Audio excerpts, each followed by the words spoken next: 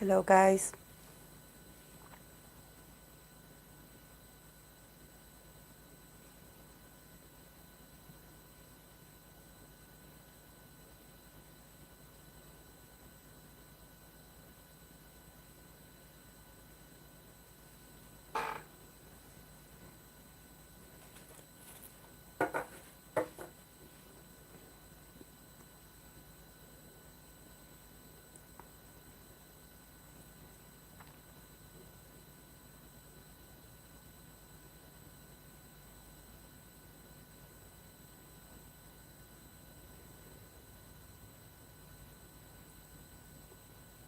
Hello.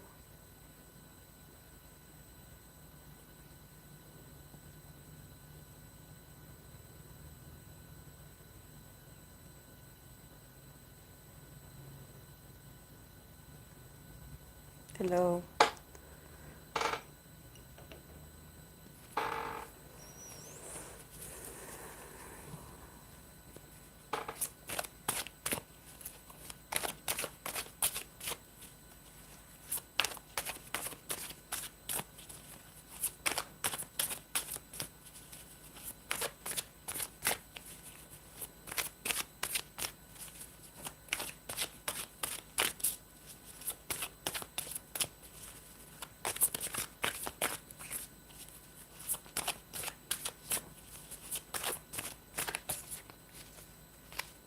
Hi. Oh, very well. It's really early here. It's 10 a.m., but I got up early and I organized all my things, my lunch, everything. So I started very early, but well. How are you guys?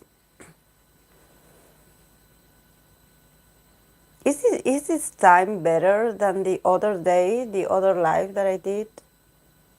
I think the last live that I did um, was very late for some.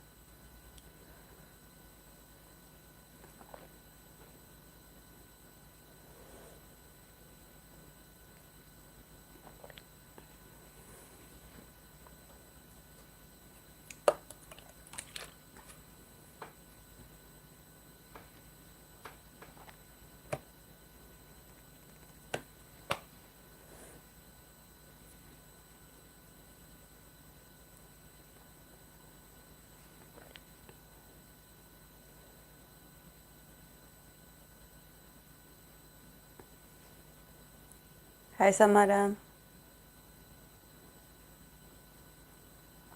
Oh, okay, great, great. Yes, I think so. Yes,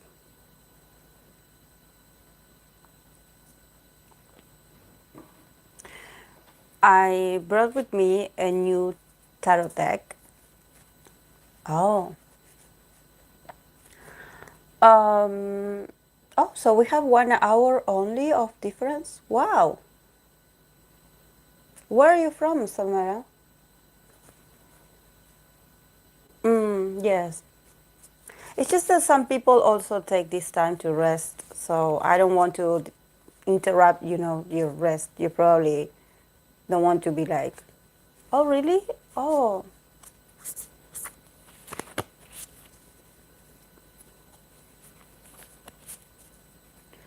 because usually Latin America from North America, we do have a lot of hours behind us. But, well, it seems Florida, it's different. Oh, I was saying, I brought this tarot deck with me today to use it. This tarot is called the new era elements. Yes, is it the new era elements? And it's more realistic. It has realistic people, races, different ages, and also it has very graphic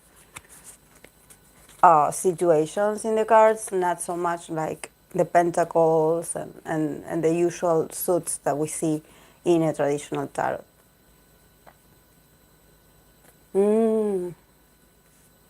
Okay. So, have you read the title of today's live?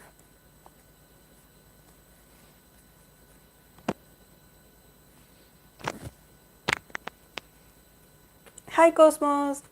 Welcome. Very well, thank you.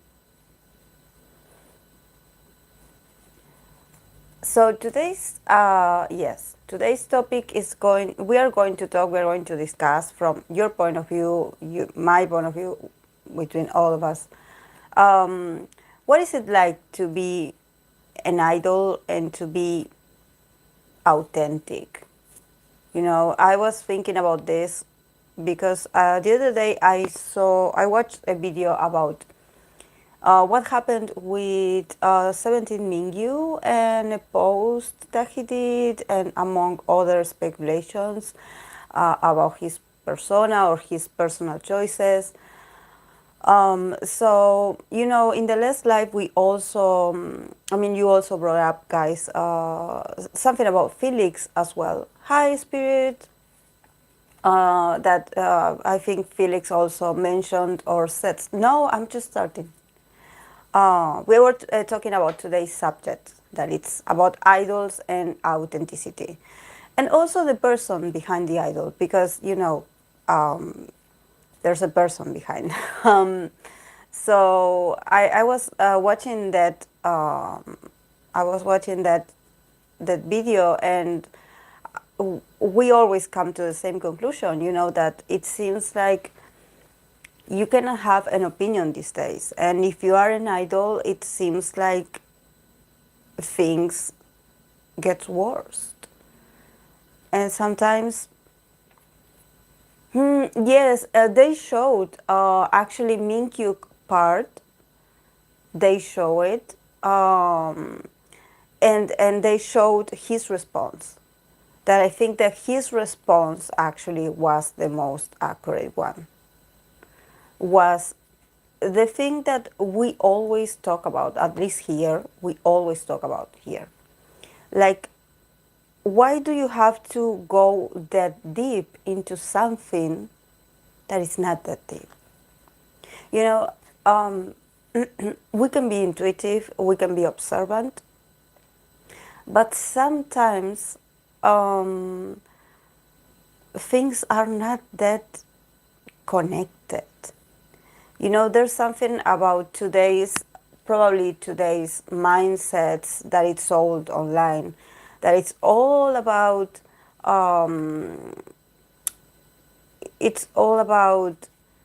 coincidences, and the signs, and the body language, and what's behind this action. This means this. Like the over-analyzation of things that probably are not that complex. Probably what you are showing is exactly what is going on. Nothing more, nothing less. And this is something that I learned also about talking to my clients about relationships, especially with my female heterosexual clients, that they would always come to me we would start with the tarot, and they would always be like, oh, I want to know what this person thinks of me, because I think he likes me, but I don't know, I cannot tell.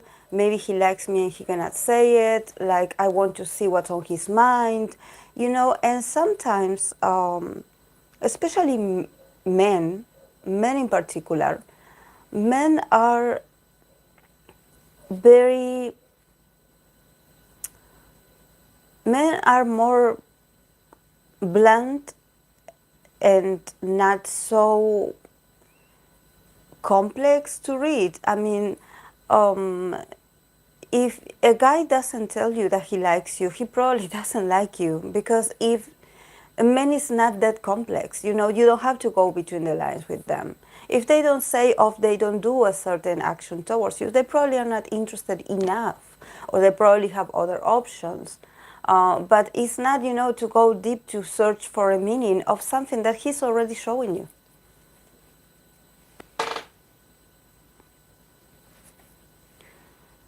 Oh yes, it was the political situation. Yes, that he was wearing red, I think, and this conservative party was also with the red color.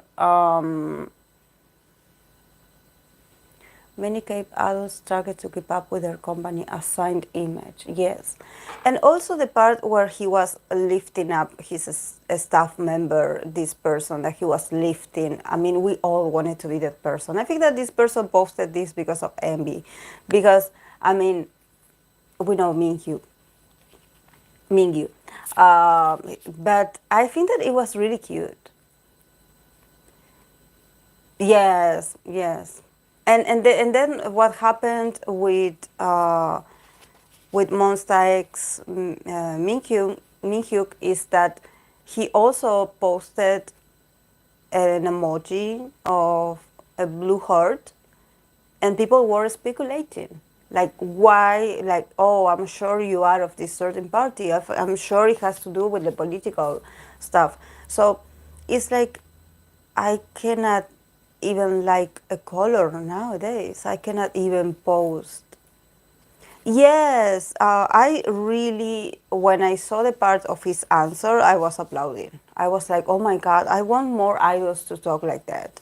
Honestly, because, I mean, you know, when there are some people that look for idols to give them advice about life and about how to be better and stuff, I want idols to teach the audience about not taking things too far. I want them to have that conversation more often, because I think a lot of people would learn from that, or at least would be a bit shocked at first, and then they would be like, "Oh, maybe he's got a point." Um, I don't know.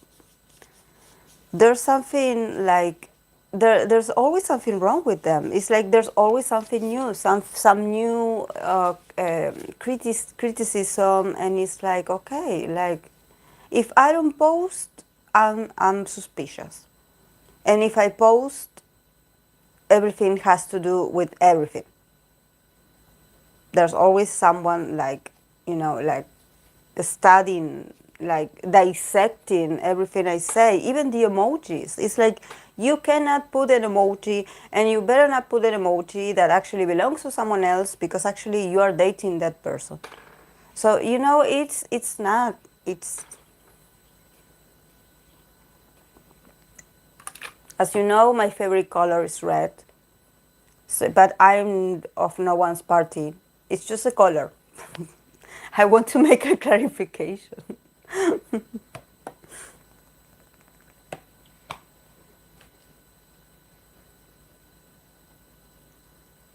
It's not a subliminal message. I just love red. And I think that Mickey loves red as well. And it looks really good on him. Oh, I always mix this card because I want to show you. Here, use symbols. Oh, we were worried about here.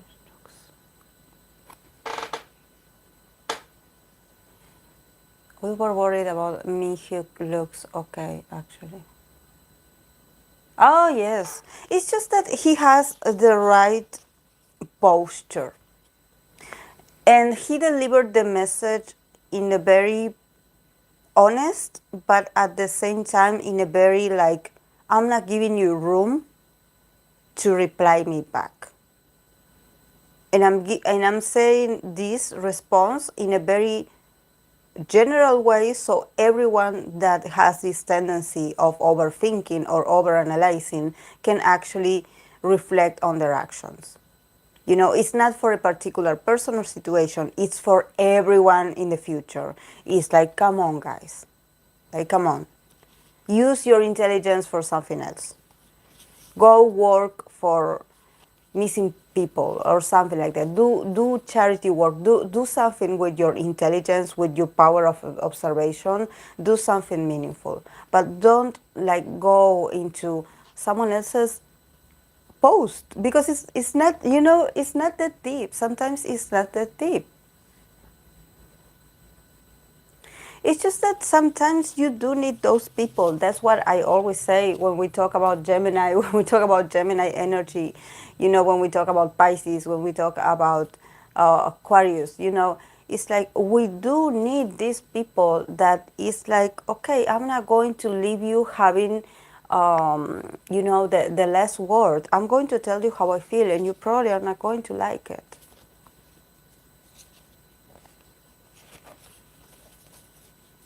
And that's very new in idols. Yeah. But they should do this more often. We were offered or relevant there. Oh,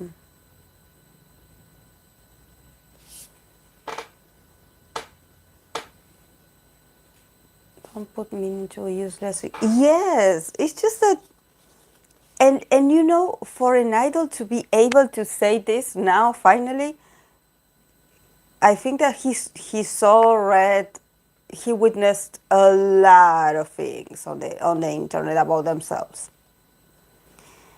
And this includes the fans' edit as well. Like the slow motion, the romantic music, the shipping. It's like, come on, guys, what are you doing? Like, this is not funny. This is my image. I admire him, yes. This is what I love that you introduced me to Monster X, because now I can I don't only admire the music and the artist, I also admire the person. It's like, oh, I know who Minhyuk is. A few years ago, I didn't know who he was. Oh, yes, yes.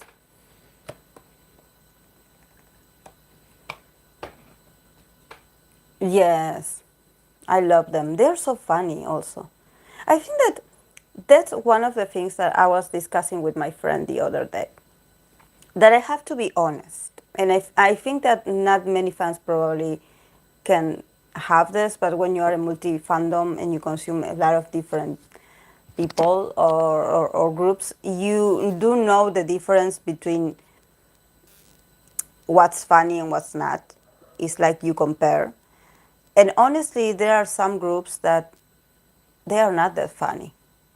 I mean, like there are some groups that it's like I wouldn't be sitting watching their show, because they are not that funny.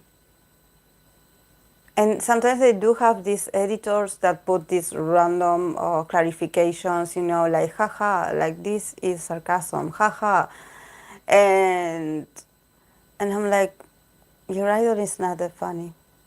He's talented, yes, but he is not. I cannot stand be sitting here for an hour watching him do random things because I'm not entertained. There are sometimes where I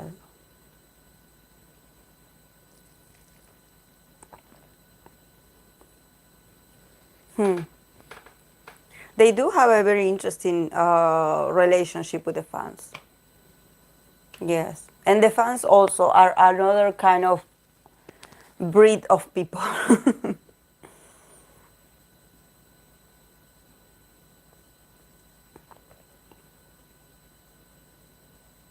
It's just that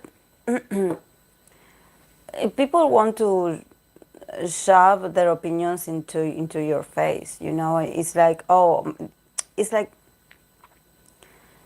I can, for me, for example, you can recommend me a lot of groups, and I will watch them, I will read for them, but not all of them are my favorite, and that doesn't mean that they are not talented and that they are not hardworking people. We should admire all the idols. But you cannot force me to like someone if I don't.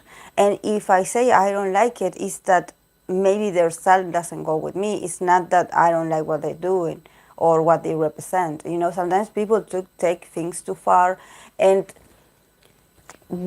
at least in my case, I don't want unnecessary I don't want people telling me what to think, or I want to form my own opinion, you know. That happened to me.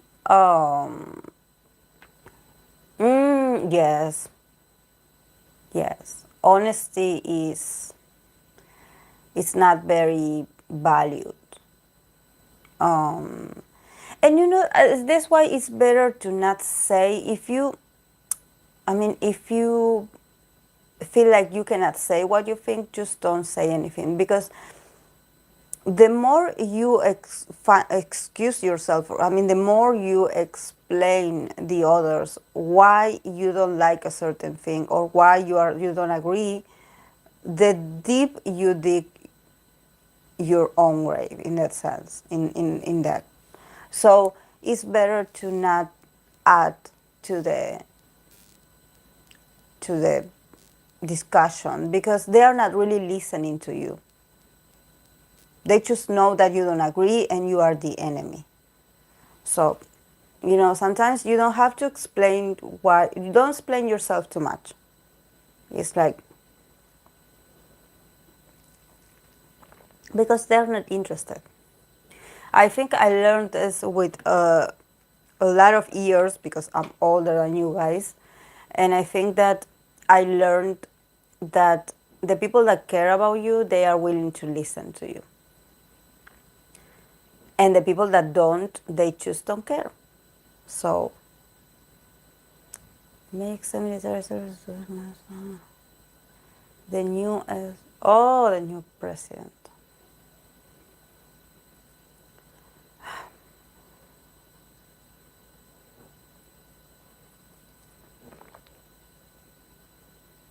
Yes, because sometimes people don't care, and you know, that's really hard to actually understand. You know, it's not an easy process to be like, oh, I get it. You know, sometimes you want to express yourself, you want to be heard, but if people doesn't want to listen to you, to listen to what you have to say, it's like, okay, oh, jumping cards.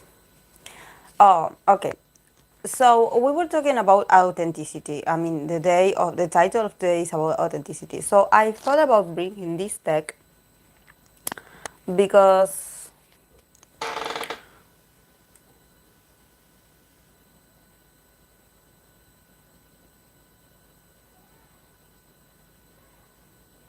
why, guys?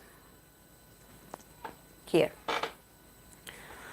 Um, because this deck, you know, I told you that it has very realistic images, and it also has a very realistic image that I think that goes very well with the idol image.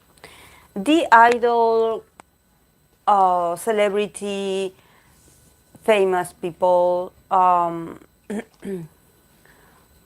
Oh, it's a different one. It's not new, but it's called the New Era Elements Tarot. It has people. It has, like, you know, different scenarios. It's very realistic. Um, I bought it because I actually reminded me a lot of Earth element because of all the brownish. Um, and the card of the Magician, that is the first major arcana, is this one.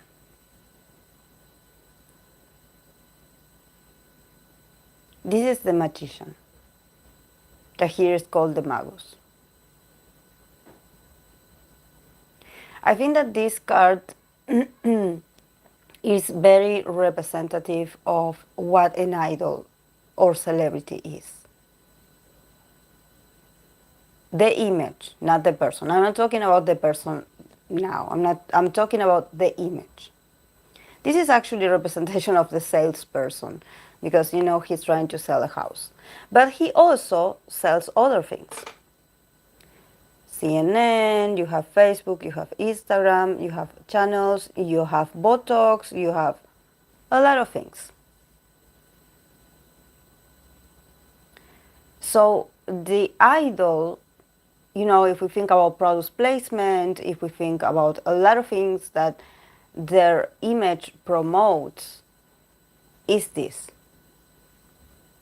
This is the image. The magician is also ruled by Mercury.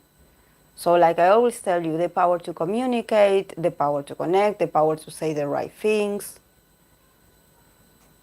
And here is the money. I don't know if you can see it. Yes. And this applies to all celebrities, actually. There's always like a promotion. There's always something. So this is not who they are inside. This is the image. They sell things. Sometimes they sell products, they sell, but this is their work. This is their work. This is a role. And you can attack this role in the sense that you can comment on this role, on this act. You can comment like, oh, I don't like that he's wearing Gucci because I don't like it. Or I don't like that he's drinking that water because I don't like it. Or I don't like that he's promoting, I don't know, this makeup because this makeup it's not, I don't know, it's not cruelty free or something like that. It's like you can say anything about this person while this person is performing, while this person is exposed, while this person is on the spotlight. You can even judge the way they look, the way they stand, the way they walk, the way they, everything. But you cannot judge the person behind it. That's when things get a bit not fair. Because you cannot judge who is behind this because you don't know who is behind this. Of course, this person is going to be nice. You see, he's giving a speech. He has his arms wide open, so he's open to the public. He's open for you to see him. He wants you to see him. This is something that sometimes when people want to protect their idol, they're like, oh, protect our idol, but it's not about actually protecting, like exclude them, because if you exclude them, if you want to protect them so much from criticism, they wouldn't be doing what they do, because they have to put themselves out there. They have to be seen.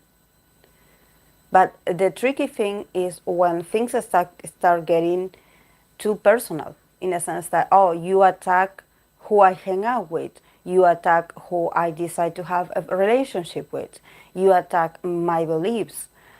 And this is why they don't even say what they believe in. Everything that they communicate is a script, and it's very restricted. And it's not about them not being authentic. It's a way of protection, because you can have access to this, but you cannot have access to the real person behind them. You cannot. And it doesn't matter if you think that your idol is like, oh, he is the most honest person of the world. Of course he can be. He can have, because you can have a very intimate moment with your fans or with your audience where you're like, okay, I'm going to tell you a bit about me. But don't forget that while they are on camera, they are not themselves. And you don't have the right to go deep into themselves, to be like, oh, I think he feels this way about a certain situation or someone. Because probably when they are not on stage or when they are not exposed on camera, they are not that interesting. So it's not that they don't show themselves because of their work. They don't show themselves because at the same time they are just as, they have so many flaws as you and me. So the person behind the idol is very regular. It's very regular. And that's why sometimes they do not want to break the magic of showing themselves that much. And this is why this card is called the magician. Because there's magic around them. When they are on stage, there's magic. When they are in a regular situation, at their dorms, by themselves, with their friends and family, with the other members, they're just boring people. But you don't need to know that. Because they build an illusion. And you consume that illusion. So they are not lying to you. Because you agree to buy it. But if you want to go like too far, that's on you. Because this is what they are. This is what they train so hard to be at the same time. So yes, they can, they can, but I think that the other day I was thinking about this and I was like, is this really necessary to clarify this? Because I think that if we think about celebrities, if we think about the miserable experiences that celebrities had through the years, and how sometimes very famous celebrities were the most miserable ones, I think that we should be a bit more cautious, about judging the image or like being like, oh, he's this, she is this, she didn't say this. We had so many losses of a lot of very, very talented people, and also artists, and also actors, actresses through our history. So when are we going to learn that we cannot ask for a public figure, we cannot ask for more than what they give us? You know?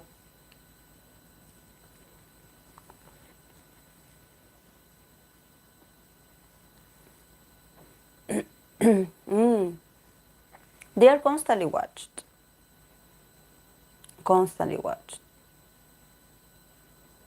They are constantly watched. And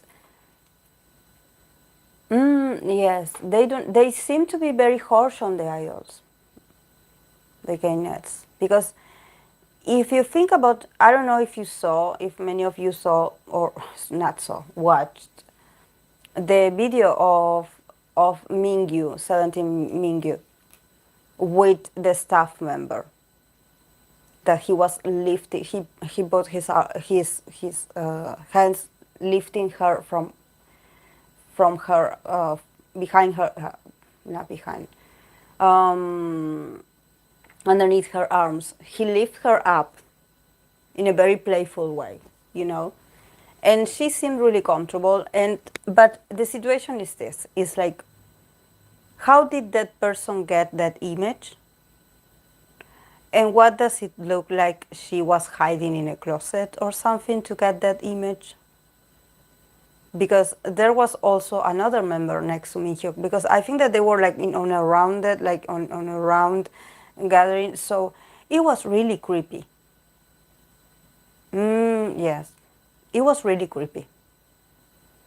That when I watched it, I was like, oh my God, I feel like I shouldn't be watching this. It's like you recording on someone's locker room or on a changing room. You know that you are like, I'm not supposed to see this from an idol, and it's like, why am I watching this? But it was part of the video, and it was a very respectful video. I'm going to share it then with you. I'm going to put the link to the creator, to the YouTuber, that she's really respectful. Um, oh yes, oh yes. But there's one thing that happened with B, with I'm sorry, with BTSB, that I mentioned this to my army friends back then. Remember when the whole scandal happened with B, that then they had a concert they had a concert and or a presentation. I don't remember. I think it was a concert, and he had a health issue, something, I don't know if it was his knees, I don't know if it was his bones, something was hurting that he couldn't perform standing. So he spent the whole, I think it was a concert, sitting down. um, and and I told my army friends that happened, at least from my perspective, since he's a Capricorn, I am a Capricorn, and we are ruled by the bones. I mean, by the physical part of our body is the bones. Our structure, and sometimes some Capricorn we do have like issues with our bones and with our joints, and we are very weak in that sense. But B is not the kind of guy that gets sick. Actually, he seems very healthy, very stable. His body, he's always ready to work. And seeing him sitting down like that after that scandal happened, or that rumors, or those news. And I think that probably it was a manifestation of his body to be like, okay, I have to be in front of the audience, but I'm angry. I'm angry, and my whole body hurts because of the anger that I have inside, because of how unfair things are for me and the people I love, or the people I care about, or the people I associate myself with. You know, I was like, it would hurt my, like I would get sick somehow because of that strong feeling of I'm upset. I cannot control it. I mean, I have to work, I have to show up, I have to show myself, but I want you to know that I'm hurting.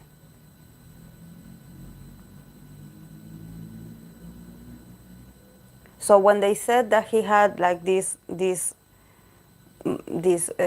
he had a sort of like problem with his muscles, I don't know what happened there, and I was like, that's not very be-like. Like I always say, I don't claim I know these people, but I as a Capricorn, I had instances in my life, specifically when I was under a lot of stress, that I would have my joints would swallow, my knees would swallow, and I wouldn't be able to walk, or I wouldn't be able to go on with my routine in my life. And I think that that's also a way to be like, okay, I have to accept that I have very strong emotions that somehow took over my body to show me that I need to stop sometimes.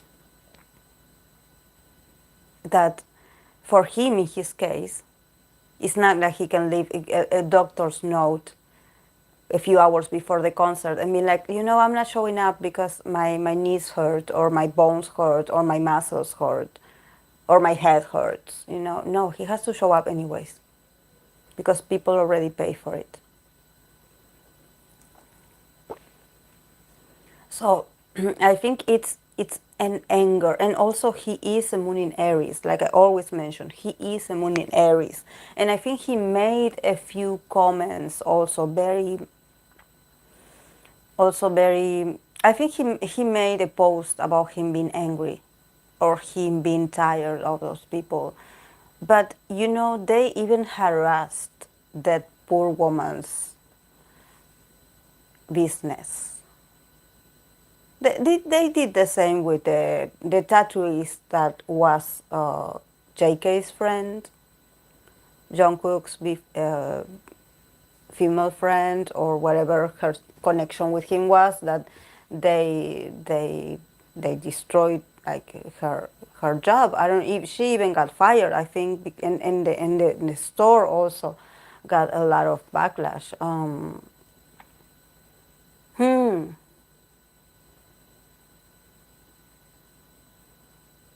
But you know, I don't know about the case of Mark Twain and Rose, but I don't know why is it about, you know, like they always want to put like Rose and Lisa with someone famous, and I don't think that famous guys are their thing actually. Oh yes, yes. He's also a moon in Aries.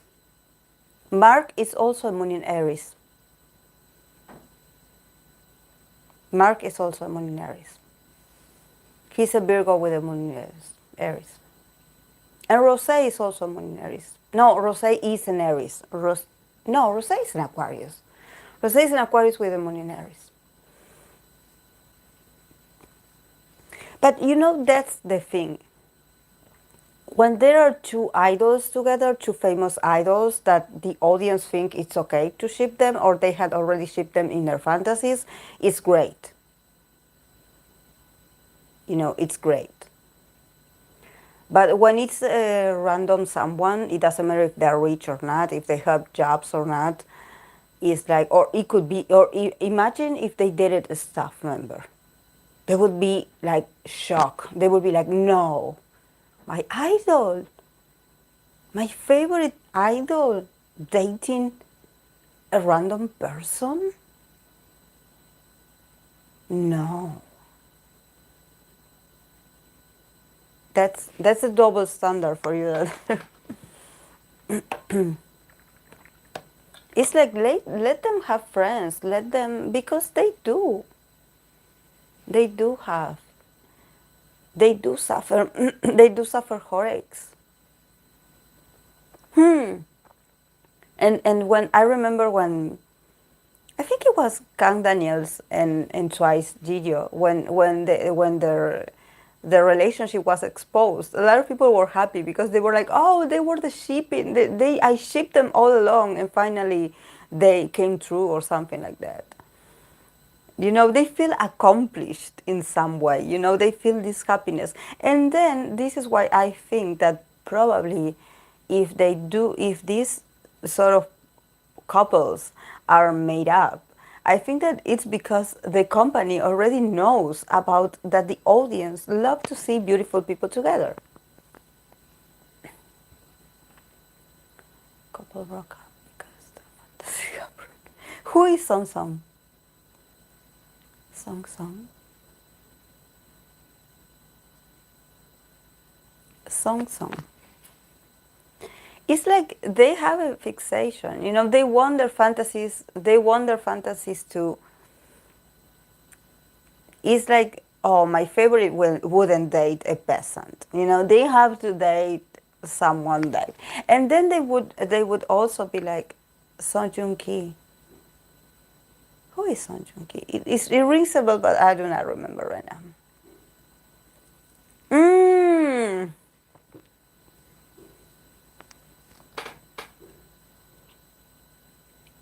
And then she is the bad guy now. It's like I always tell you guys, it's like, look, it's this thing. The fact that you like an idol or an actor doesn't mean that they are that romantic Prince Charming in real life. They can suck at relationships. Probably some of them don't even want a relationship. They want to have different partners. You know, there's one thing that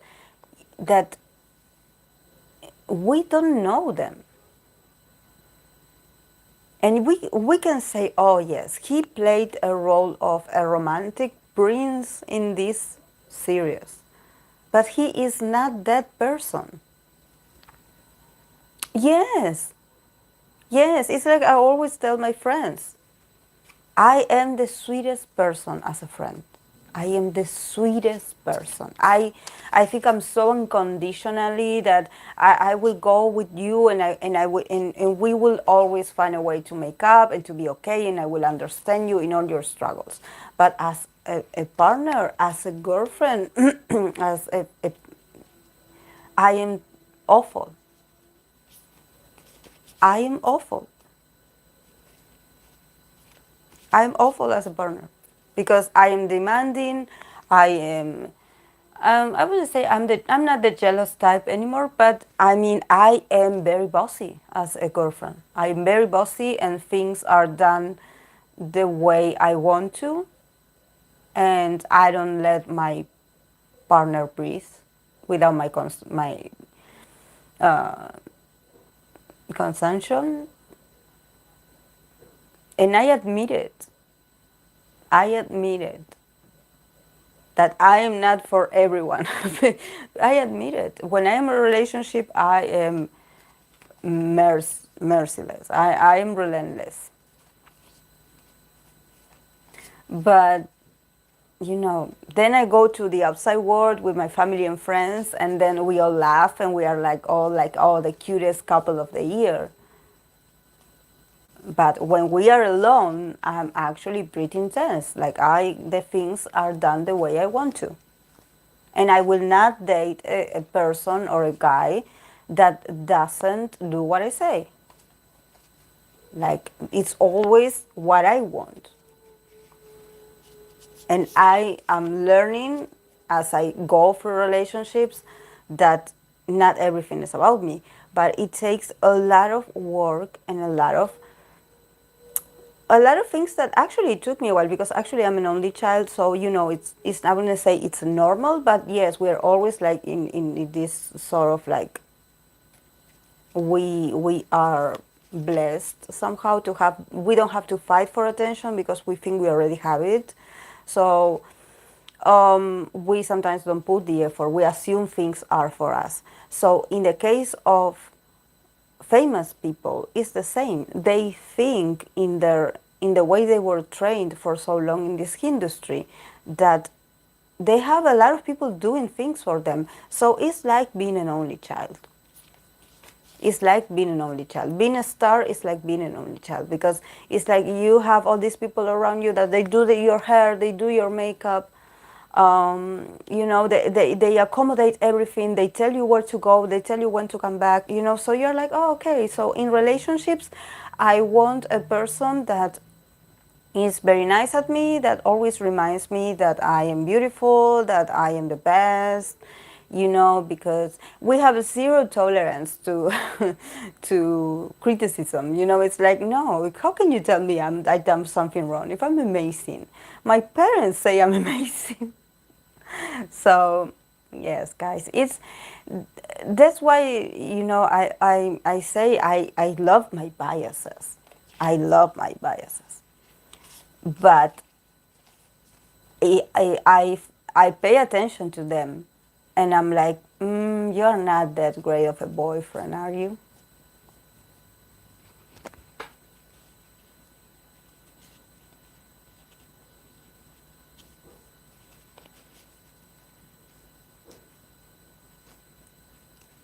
I see some of my biases, and I'm like, you're really hard to please. That's why when they ask me to do reading for future spouses, I'm like, future what? Whose future spouse?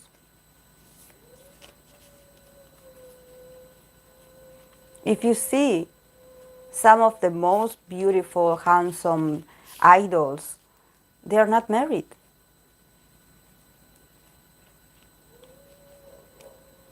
They are not married.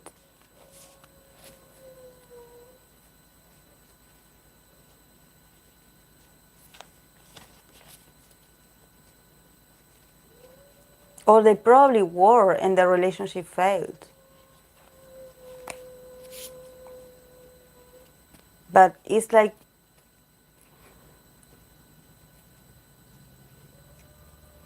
have you noticed the obsession with idolatry in flames? Yes, that word. Soulmates, twin flames, guys, when I when I was younger, I remember I bought, when I was 15, I bought a book about soulmates, and no, I don't know, it was really cheesy, but I was 15 when I read it. And you know, I am Venus and Mars in Pisces, so there's a bit about me like believing in faith and being very romantic and love and expecting probably my to have this kind of magical encounters. But as I grew older, I realized that even the people that look like your soulmate, they can hurt you and they can make you go through hell.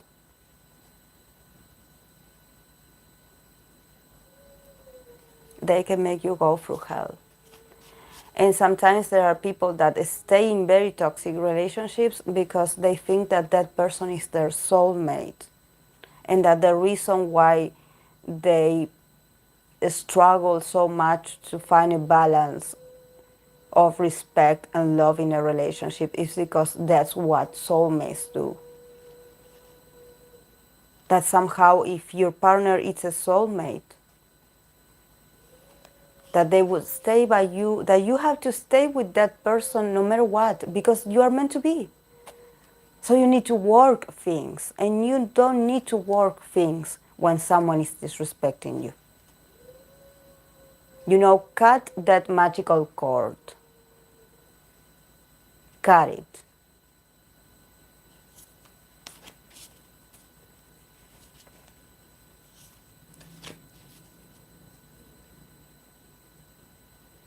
Yes. I know a lot of people. I know I was like this because I I think but what my first relationship that I had, that was I think was one of the, I was with this person for 7 years. He was a Virgo with a Virgo sun with a moon in Cancer, and he was Venus and Mars in Libra. So he would like, and he was also very like spiritual. I don't know, spiritual. He read a lot of books, so he was really smart. And we had in common that we were reading the same book, and that's how we started talking.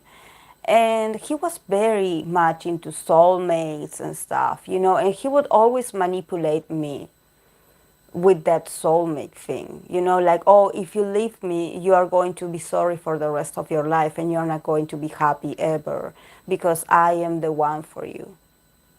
I am your soulmate and you are not trying hard enough. It's like, if you leave me, you will not find happiness again.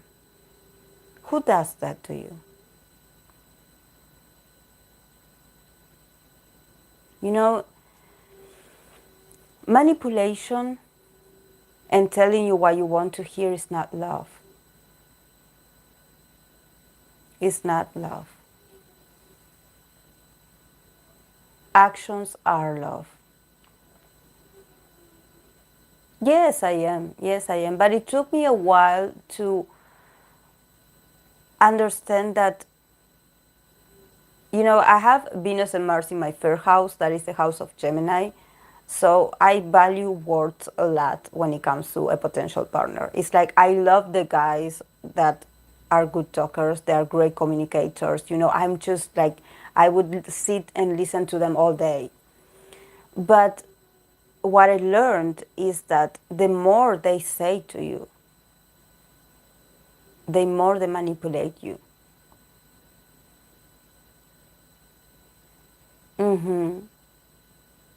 It's like there's their actions that you need to pay attention, not the words. Not the words. Look at the documentary of the Tinder Swifler. He copy paste for every one of his victims the same messages. Hello, love. Oh, I was thinking about you, love. I want to have children with you. I want to marry you. So, you know, that's what I learned, guys.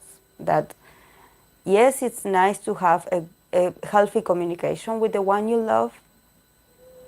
But if they don't act accordingly, is like you need to start questioning, you know. And in my case, it was a very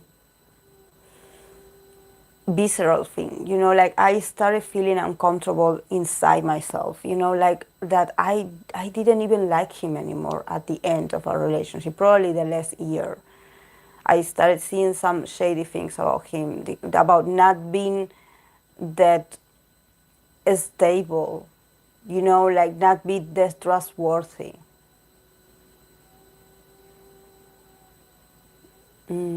Yes.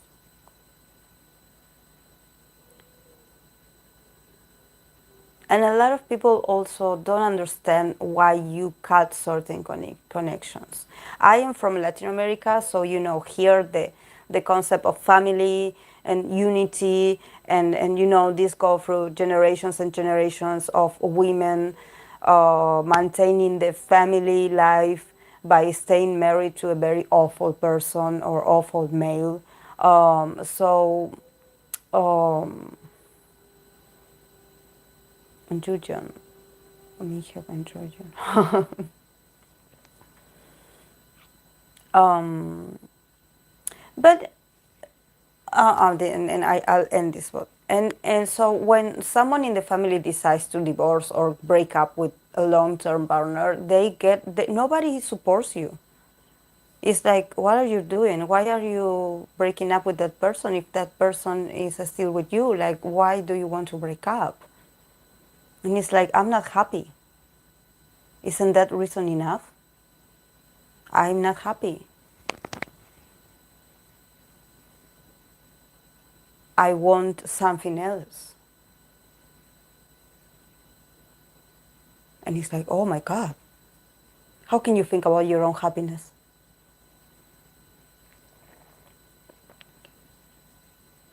You know, I like the idea of having soulmates with friends. And you know, the kind of friends or partners or co-workers that you've been spending a lot of time with them. And that somehow you went through so much with them and they are still there. That's why I think that potentially some idols could be soulmates to each other.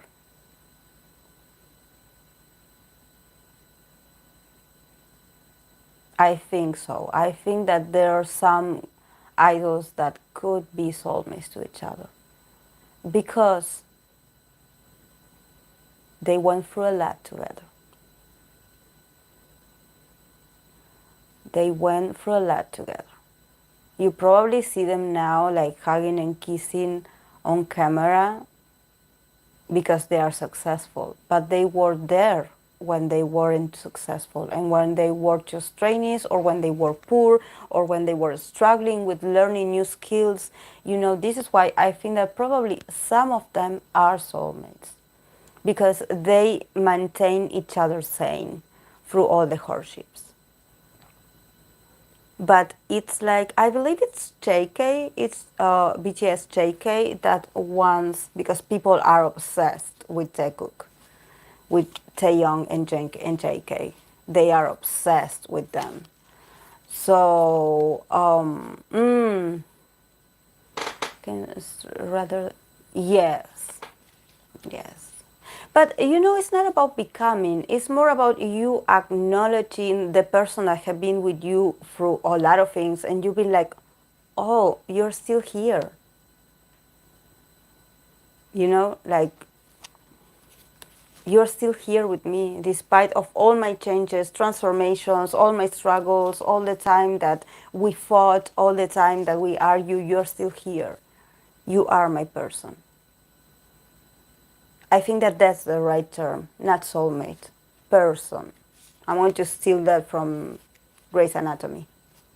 You are my person. That's the right word. Yes. For me, JK and Taekook. Hola Mariana, buenos días. I think that JK and Taekook, they have the potential to be really good complementary to each other because they are both earth signs with fire moons. So it's like a match made in heaven. And also Namjoon with Taeyong, for example. But as friends, and also I remember JK and Tay were so affectionate towards each other. They were so authentic. And for earth signs, especially Virgo and Capricorn, that we are not very affectionate, to be able to find each other and being able to be this close and this sweet and this playful, and this authentic in front of cameras. It was like really nice to see them like having this very brother, like, oh yes, you are my person. But suddenly something happened, and I know something happened because actually, if you see in the soup, there was an episode, I think it was episode 6, that actually JK talked about this, how they grew up apart, like they have different friends, different experiences, and that they are not the same person anymore. But that doesn't mean that they don't appreciate each other. They just grew apart. They are different. But I remember I think it was a fan sign that, or an interview when someone asked JK why he didn't post that many selfies or selfies with Tay. And he was like, because my relationship with Tay is not for you to see. You know what that means? That means that the memories, the photographs, the selfies, the interactions with him and B are private. They are there, but it's not for you. It's not for you to see it. It's not for you to consume it. And that's JK's Mars in Scorpio right there. He's like when Scorpio Utah talked about his secret hours. Like, I'm famous, but I also have secrets. And that doesn't mean that it's shady. It means that I am private in some aspects. So I do not give you access to things that are very dear for me because I know they will get destroyed. So, when he says me and these moments or relationship or something like that, it's not for people to see. I think it was like, yes. I notice how Genghis Khan has taken aspects of each of his sins.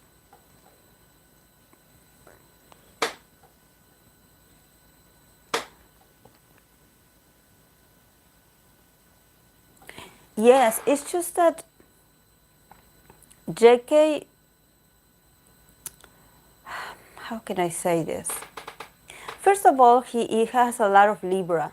Is Venus in Libra? I believe someone said that he's a Libra rising. So his relationship with his hyungs and his relationship with the members, they made him. And also, I think that JK struggles a lot with self-esteem. I think his moon in Leo allows him to be amazing on stage. He shines. But once he gets off that stage, he is that awkward Virgo guy. He is that awkward Virgo guy. There's something like, that's why when they talk about JK being sexy or sexual, or I'm like, for me, he is a regular guy. Like, I mean, like, he's handsome, of course, but I don't see him exude this, like, oh, you are like, oh, he's so mysterious, or he's so. For me, he's a very normal guy of his own age. I don't see, like, a prominent trait in his behavior that is like, wow. No. And in this case, this is something very important, that when I say that he looks normal, I'm not saying that he's a baby or that he is innocent. It's just that he's shy. Yes, he's shy. He's reserved. He doesn't let you in. He doesn't let you in. He's like, please don't come too near me because I'm comfortable. But in this sense, it doesn't mean that he's inexperienced or that he is a baby or that he is a child. No, he's not a child. It's just that he's shy. He's shy. So people should stop like putting attributes on his person where actually he's just being himself, you know, and people is like, oh no, because no, actually JK didn't say anything because he feels this way and he's like this. And it's like, stop making excuses for him. He's just a regular person. Stop him. When I remember that JK, yes, JK is an introvert. Yes. But I found him as being really charming. He also has the ability to gain attraction for other kinds, and it doesn't have to be extremely changing. Yes. Yes. He has, because he has the right elements. I think that JK has like a well-balanced, he's a well-balanced Virgo. Because that moon in Leo of his allow him to work with that energy. And also that Mars in Scorpio of him is what that actually people get really upset when they talk about Mars in Scorpio because they get all like, oh, you are sexualizing them. But he does have Mars in Scorpio. So it's really hidden, yes. You probably will not see it, no. But he can use it whenever, for example, if he ever wants to bring like a sexy concept, you will see a very raw sexual side of him that you will be like, oh my God, I didn't know JK was this sexy. But he is sexy. It's just that he's not sexy with everyone. He will keep it to himself. You know, he will, this is why probably he's much more charming being this clueless, awkward Virgo person. And then when you really meet him, you really are like, oh, you are a bit intense. Like, you have substance, you know, like there's a lot of substance in JK's energy. But he's also very spiritual. He's a very spiritual guy. He's a very spiritual guy. I know someone that once did an analysis on his spirit chart, and for me it was very beautiful to listen to, because I think he does have some aspects in his spirit chart that makes him. I think his sun is in the 12th house, so it sort of makes him like it adds a Pisces kind of energy to his Virgo sun. So I think it was really interesting. But JK can be actually very dominant. Have you seen that video when JK gets confused when he acts differently with it?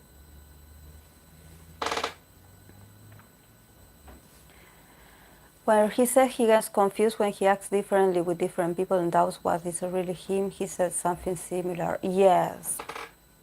It's just that that's his moon in Leo. That's his moon in Leo. That's his moon in Leo dealing with fame, because it's like,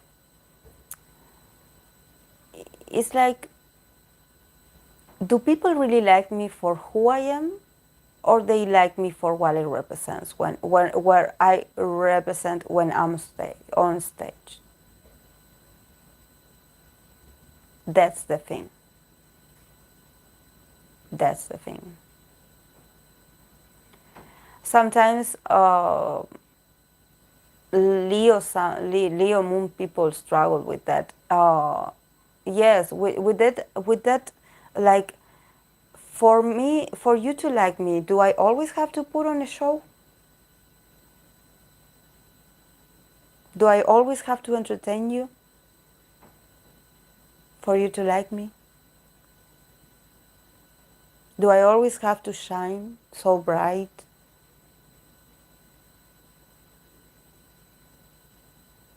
Like, will you like me when I'm not this glamorous or this? Will you like me? Hmm. We'll go to Utah. We will talk about Utah. Um, this is something, guys, if you are Moon in Leo, you have to see this. What other people think of you, it can be flattering, but don't hold on too tight to that. Do things to glow for you. Everyone will be watching anyways. But don't let people to buy you with flattering words.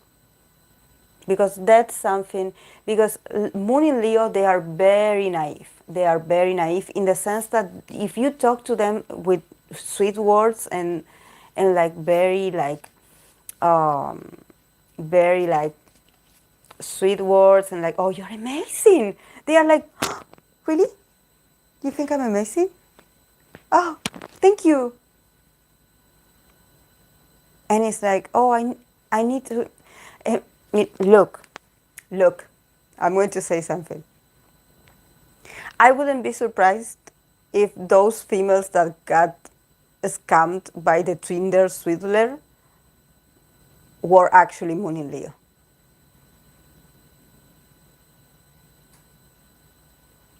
I think they were Moon in Leo. Because because it's like I swear, because they are so, it's so easy to get to them. It's like if I flatter you and if I say I like you like this and you're like, okay, here, what do you want? You want, I will give you even what I don't have, I will give it to you because I'm so generous, because you like me and you see me. You know, the Moon in Leo wants to be seen. They want to be acknowledged. So if you tell me that I'm special, we all want to be acknowledged. You know, this is something that I always say. Okay, we are talking about Moon in Leo here, but we all have that desire, honestly. But Moon in Leo is like, it's like you give me a bit of attention and I'm like,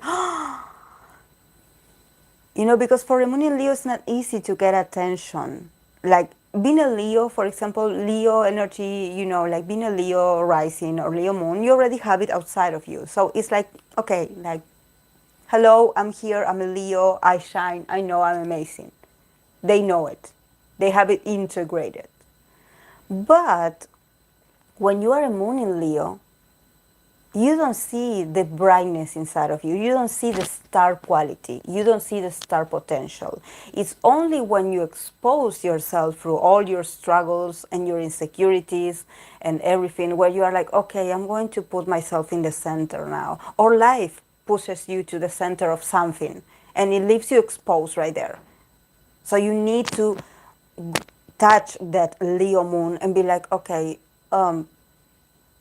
where do I get this confidence from? I don't know. I'm going to put on a show because I don't know.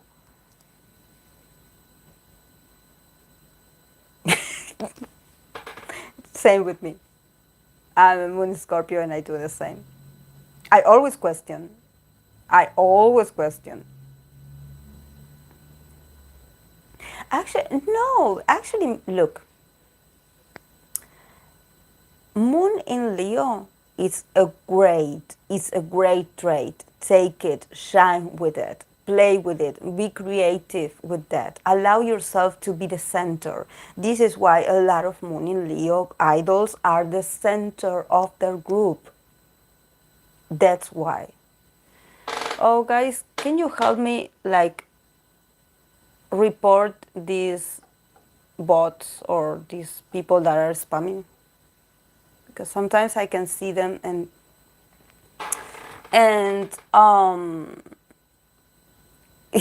yes, um, and so it's like it's not easy, you know, because the moon, I always say, is hidden. The moon is hidden. You don't show it to others.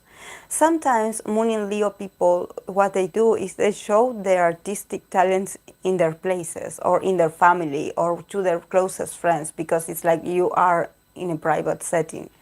But the key is for you to use that resource when you are in situations where they require you to be the center.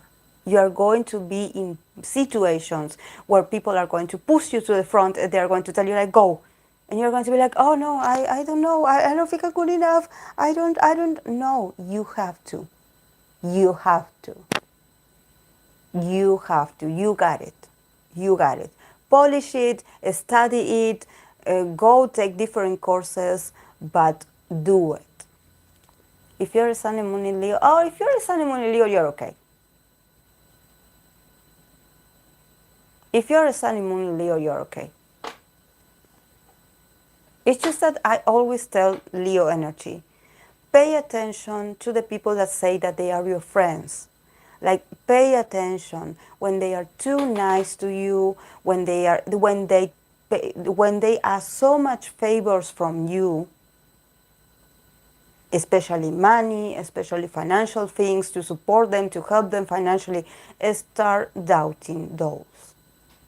Because friends are not for you to support them financially.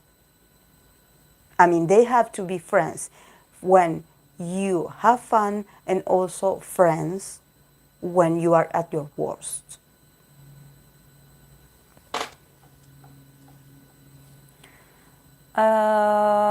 With Leo in the 12th house, like, do people have a hard time expressing themselves? Yes, because actually this is something that you also have to take into consideration. When the moon, this is why the birth time is important. The moon, when you have the moon in the house, for example, I don't know, I have the moon in the 10th house. So it's a house of Capricorn. So it doesn't matter that it's in Scorpio. It also has, it's influenced by the house it is in. So in the case of what she was saying, when you have your moon in whatever sign it is, and it's in the 12th house, it's going to be also influenced by the 12th house. That the 12th house is the house of Pisces. So yes, you will have your energy a bit like too, like, I wouldn't say hidden, because it's not hidden. It's more about, like, you probably are too intuitive, or you are, it seems like it's hard for you to communicate your emotions because you feel too much. So you need to find tools like meditation, journaling, to be able to express your emotions.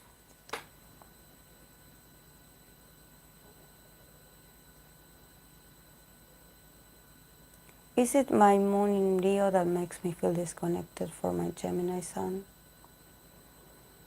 No. But it's just that the Leo, the moon, at least for me, I had always been really moon-like all my life. But because I have moon conjunct Pluto in Scorpio, so I have a lot of Scorpio energy. And actually, if people want to know, because I know someone was asking, I have this tattoo that is a Scorpio. I don't know if you can see it. And this is, I had it done because my mom was a Scorpio. My mom was a Scorpio. She passed away like 4 years ago, 5 years ago. My mom was a Scorpio. So I have this for her. And the moon sign represents the mother. And my mom was a Scorpio, and I'm a moon Scorpio. Not all mothers and daughters have the same, but we did. And I always consider myself more Scorpio than her, actually, because I'm interested in all this inner knowledge and stuff, and she wasn't that much. She was a bit scared of the spiritual side of things. Maybe because she had like fears or, yeah. Yes. That's why I always have the Scorpio energy in me. And I also know that having a Scorpio energy, having a Scorpio energy is not easy. It's not easy. I know a lot of Scorpio females that had died of cancer. My mom had cancer and she died of it. So what I told myself with all this Scorpio energy is that I wouldn't let this energy destroy me. Because Scorpio is all about feeling very deeply, and sometimes they do not say anything. They hold it, they hide it. They hide it to look stronger, to look like they are tougher, but they are suffering inside. So I was like, I don't want to be like that, because Capricorn also does that. Capricorn also does that. So I was like, I was like, I want to be different. I want to use this energy to face my fears. I want to put things into words. You have to put your emotions into words, guys. Don't let your emotions control you, because you're going to get sick. Your body is going to start to suffer. You're going to get sick. You're going to lose a lot of things. So don't do that to yourself. Express yourself. If you don't trust the people around you, save money and go to a counselor, go to a therapist, but do something with what you feel. Find a way, find a way. Don't hold it, don't hold it. I think that, I don't know, I think that it has to do with people that hold so much their anger, their frustration, their suffering, that they feel so lonely because they don't feel heard. Me as an only child, like I told you, I had friends, I have family, but when I went through really strong transformations in my life, it seemed like no one wanted to talk about them. Sometimes family and friends, they just want to hang out when they are having a party or holiday. They don't want to talk about the hard stuff. They don't want to talk about suffering. They don't want to talk about struggle. It's like, oh, you're bringing negativity here. So I was like, okay, I'm going to go to a therapist. I'm going to go to a counselor. I'm going to find someone that wants to listen to me, even if I have to pay that person. Because I have a lot of things to say. And I can cry if I want to, and I can get upset if I want to. No one is going to judge me. And no one is going to expose me for saying how I feel. That's very important, guys. Don't expect others to understand something that you're going through. Yes.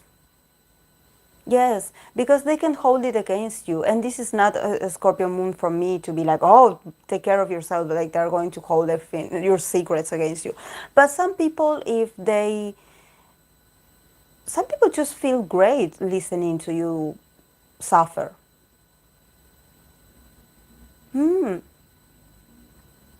Yes, just don't wait for people to understand you. But don't also change to make them feel more comfortable with their circumstances. It's like, okay, you say you're my friend, okay, I'm telling you I'm having a hard time. I'm not in the mood for partying or drinking. No, I'm having a hard time. Like, can you understand that? Because some people are not good at managing other person's like struggles. They just want to hear the happy things.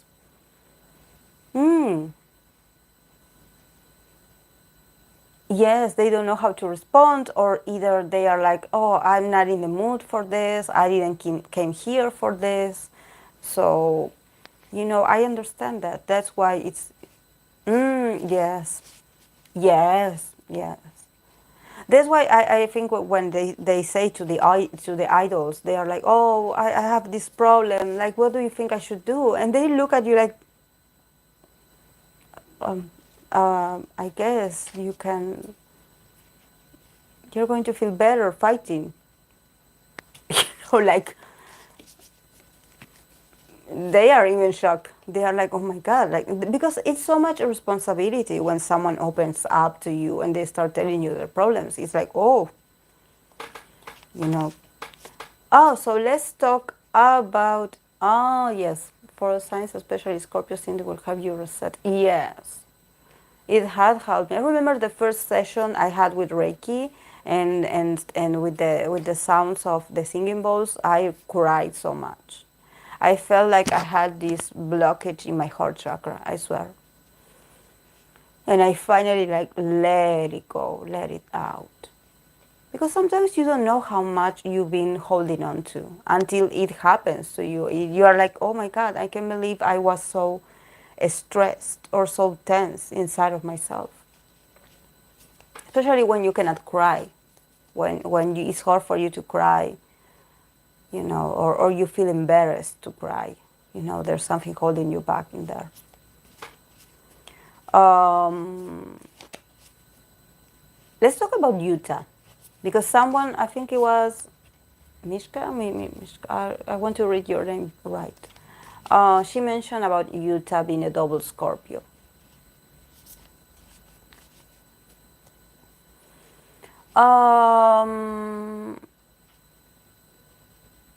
I guess at least Cancer and Pisces can correct. Yes, but sometimes they do hold back also because they're tired of people telling them that they are crybabies.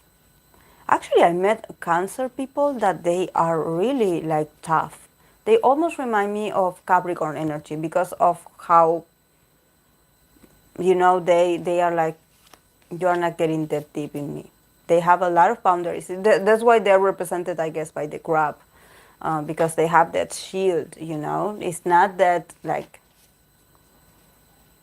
hmm. Yes, sometimes I get tired of my complaining too. I get upset at myself. So about Utah being a double Scorpio, actually I think Utah might have a stellium in Scorpio, because I believe he has Mercury and Venus also in Scorpio. The only thing that he doesn't have in Scorpio is Mars, Mars in Sagittarius. But there's something about Utah that I think that actually his body language is very strong, intense. Actually, because he has the moon and the sun in the same sign, it seems like that energy is very known to him in the sense that he knows he's intense. He knows it, and he wears it like a pride, you know, like a badge. Like, yes, I know I'm intense. Yes, I know I'm intimidating. I love it. I love it. You know, and I think that because I have friends like him, and actually, you know, because Utah is a celebrity, so you are not going to be like, oh, he's a bit intense, you know. Um, but sometimes, like when someone has a lot of Scorpio, like they are double Scorpio, or they have Venus, Mercury, they are really possessive, and sometimes you are like, you know, it had happened to me with the Scorpio people, and I'm a moon Scorpio. It happened to me when they want to get too close to me, or when they want to grab me by the hand and be like, let's go over here, let's do this. It's like I put like a restriction to them, you know, like, don't come too close to me. Like, yes, it's like he tends to hold on to people that he likes very much. And he is like, oh, I really like you. I really like you. And you're like, yes, thank you, but you know, like, go obsess with someone else. I'm feeling a bit uncomfortable here. Like, you know, and it's a lot. It's a lot. And you feel a bit like embarrassed also. Well, I'm very private myself. So I don't like public displays of affection in public. I don't like PDA in public. So when someone is too eager to be close to me, I'm like, please respect my privacy. Like, don't come too close to me. I don't like it, because it's a lot. It's a lot. And you know, I had a Scorpio friend that would always do this to me, and I think that uh, NCT 127, Cosmos. He's a Japanese member. I had actually a Scorpio friend that he would always try to get close to me, you know, and be really clingy like this. And I was like yes, you know, like, yes, I like you, but please, like, I can hang out with you a while, but don't be too close. And he would notice that I would be a bit like resistant, so he would start making jokes about me, or he would start like mentioning me. Oh, she likes this. Oh, that reminds me of her. In every conversation that we have with other people, he would always talk about me in front of me. And it's constantly. And it would get to a point that it would be really like, not only creepy, but it would be like, come on, I just put like an emotional boundary to you. It's not that I don't like you, it's just that this is not the place, and I don't like to be that, like a sticker, you know, like the song Sticker, like sticker. Okay, well, that's Sticker. I think that that's very Scorpio. There's a very Scorpio related song, Sticker. And I'm like, I like you. It's not that I'm rejecting you, but please, can you stop obsessing over me a bit? Because at first I was like smiling and laughing, like, oh, yes, he's talking about me. And then I felt like, stop talking about me. Like, if you want to get my attention, this is not the way. This is not the way. Because they will get passive aggressive, you know, like, oh, you don't want me. It's like, you don't want me near you. Okay, like, I'm going to annoy you. I annoy you until you are.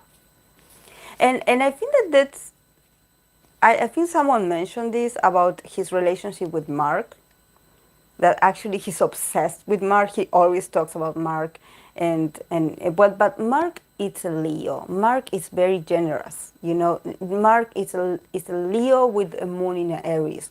So for Mark to have someone so affectionate and so willing to be by his side, you know, and so expressive, for him it's like, oh yes, he's my buddy. Yes.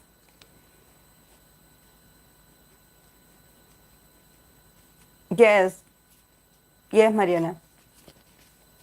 This is very Capricorn of me, you know. This is very Capricorn of me. Of course, we don't like emotional, like, don't get too like, if you're going to hug me, please let me know first that you're going to hug me, because I'm really awkward at hugging, really awkward at hugging. I'm like,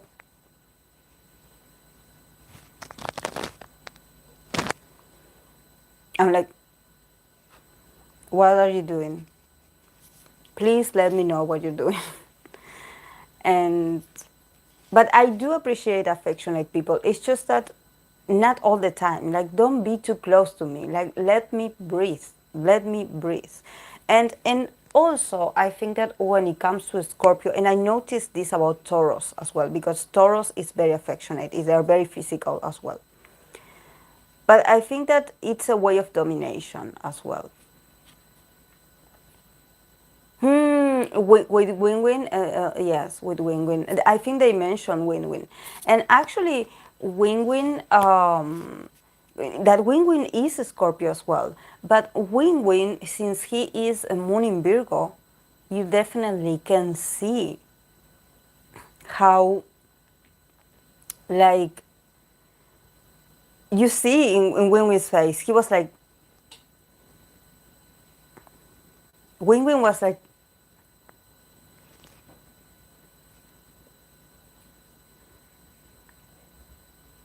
No, because it's like, do you have to be so close to me? Like, I understand that you like me. Like, I get it. I get it. You like me, you want to be with me.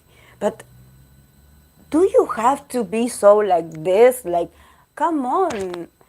You and me, we're individuals. Come on. Like no, like don't. But you should try making a story if you find it fun. Like describe it. Oh, yes, I should. I should. Actually, I wanted to start the Mars for the NCT. I should do Monster X next. Venus in the Signs. Since you are a lot, guys, I have a lot of Monster X fans in my community. I'm going to do the Venus in the Sign, the Venus placement for them.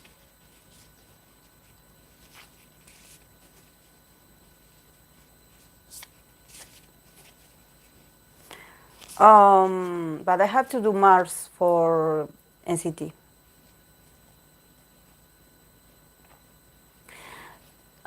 I do attract more Taurus energy. Like I mentioned, Cosmos. Remember, we were talking that I never was able to date a Scorpio.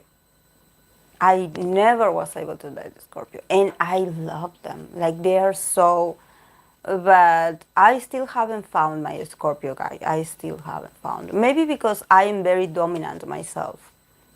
I am very dominant myself, and it's like I can see through their tactics. They don't like it. They don't like it. I notice Scorpio guys, especially, they love their potential partners to be clueless about what they do. So they go for the signs that probably are a bit more like outgoing and chatty and superficial and they are in the background like plotting like this. Like, oh, she's never going to leave me. It's like, and I don't like that kind of games. I don't like that kind of games. If you're going to play with me, I'm going to play with you back. I don't like those kinds of men. And that's something about Scorpio. But I love Scorpio Minhyuk. I always think I'm reading his name wrong. Because there are so many Minhyuk that I'm like, am I reading? Yes, Minhyuk. I love Minhyuk. There's something about him that it's just so cute. Yes. Yeah. Minhyuk, it's a player. Minhyuk, it's a player. The other guy, it's a bit more like the other Scorpio guy. Is a bit more like emotional, but also manipulative. Don't blame it all on Minhyuk. Don't blame it on Minhyuk.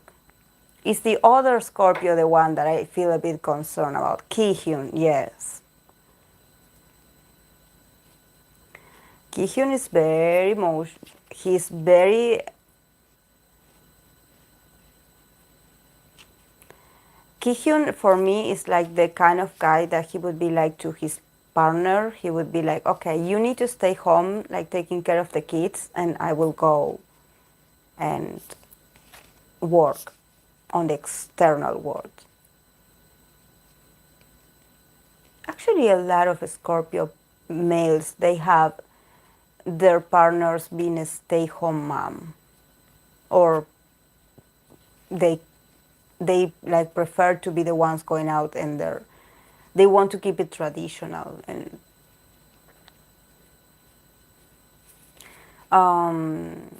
Ki-hyun is very dominant, but he's emotionally dominant. This is the difference, guys.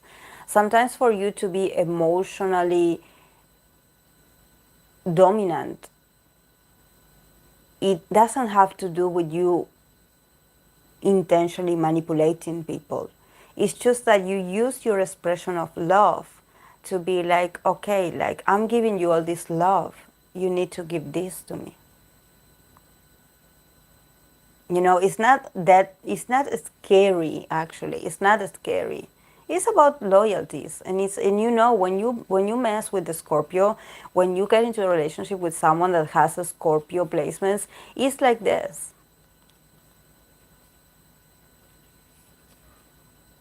It's like this. For me, it's the same.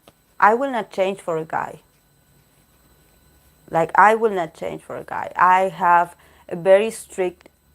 This is why I would love to be in a relationship with Scorpio, because I wouldn't have to have that uncomfortable conversation where I have to tell you that I don't want you to play around and do whatever you want because I'm watching you. And if I'm watching you, like, I know what you're doing. So I don't have to be calling you out every time you do something because I'm no fool. Like, I cannot help but to see what I see. So if you are acting like a fool and you are my partner, you are like making me look bad, and I don't like it. I don't like it. But a lot of guys get offended when I say this. I think Ihun has his fixed ideas and he tries the best version of him and show the best of him to others. Yes, very fixed actually, Kihim. Very fixed. But it's his values. It's his values. He's going to find someone special eventually. Yes, he's going to. And besides, the society that he's in is like that.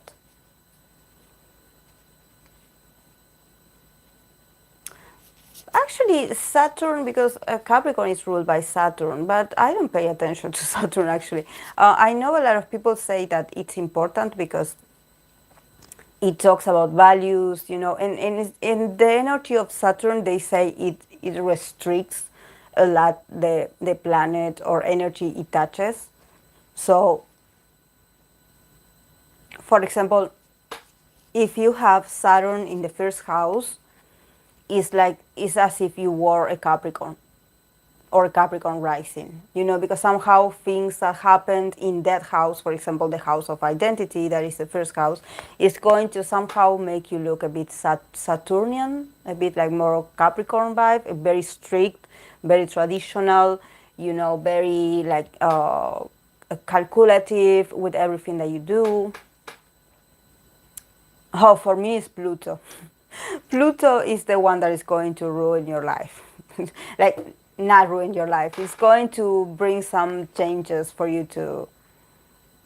I have it in my 7th house. Oh, the house of relationships. And I hear so. No, it brings restrictions. Probably in the in the 7th house is that it restricted your relationships, and probably you will meet partners or relationships where everything is going to be very traditional and very like like very harsh, very cold, very like but there's a lesson behind that.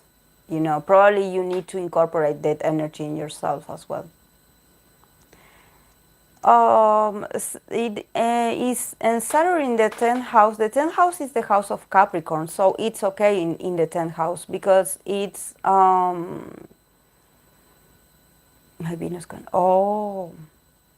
Venus conjunct in Pluto is like having Venus in Scorpio. Yes, if you have Pluto in the first house, it's like having like a Scorpio rising. It's all about transformations with you. It's all about transformation. So probably Pluto and Saturn, they have a strong role in your. This is why I always say, don't take only one planet. Take all the planets. They all have different energies, so you can learn from. Yes, discipline, lifestyle, and like I was saying, if it's in the 10th house, the 10th house is the house of public image and reputation and professional life. So it means that when you are, probably you will be faced to have like leaderships or be put in situations of a lot of structure, or your professional life will develop in a very strict kind of environment with a lot of rules, a lot of restrictions, a lot of probably religious factors, very traditional and conservative at the same time. So, there's a strong Capricorn, very old people probably around you, like, you know. And also Saturn in the 7 can be that you actually, the person for you will be older than you and wiser.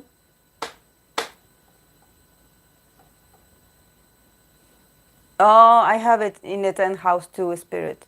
I have Moon and Pluto in Scorpio in the 10th house as well. I remember that Young has Saturn in his 5, his future fear. Yes, Taeyong, it's very. Oh, you're welcome, Mariana. De nada. Taeyong, yes, Taeyong is very stable to be a Cancer. Actually, when I found out that he was a Leo moon, I was like, oh, that makes sense, because he does have like a lot of very Saturnian. Everyone has a lot of Saturnian energy. And he's very chill about it, but his features, everything about him, his thick eyebrows, it has a lot to do with Capricorn energy and the fact that he's the leader. Because it's not just him being the center of attention, he is the leader. And I think that it's not that he's just the leader of NCT 1 to 7. He's the leader of the whole NCT. He is NCT. He is NCT. Him and Mark, both of them. But I think that Mark is more about, Mark is an entertainer, and he could potentially be like the image also, but also the business person behind NCT. I see Mark like doing a lot of interesting business, using his expertise in NCT, because he's showing that he is adaptable and that his strength never ends.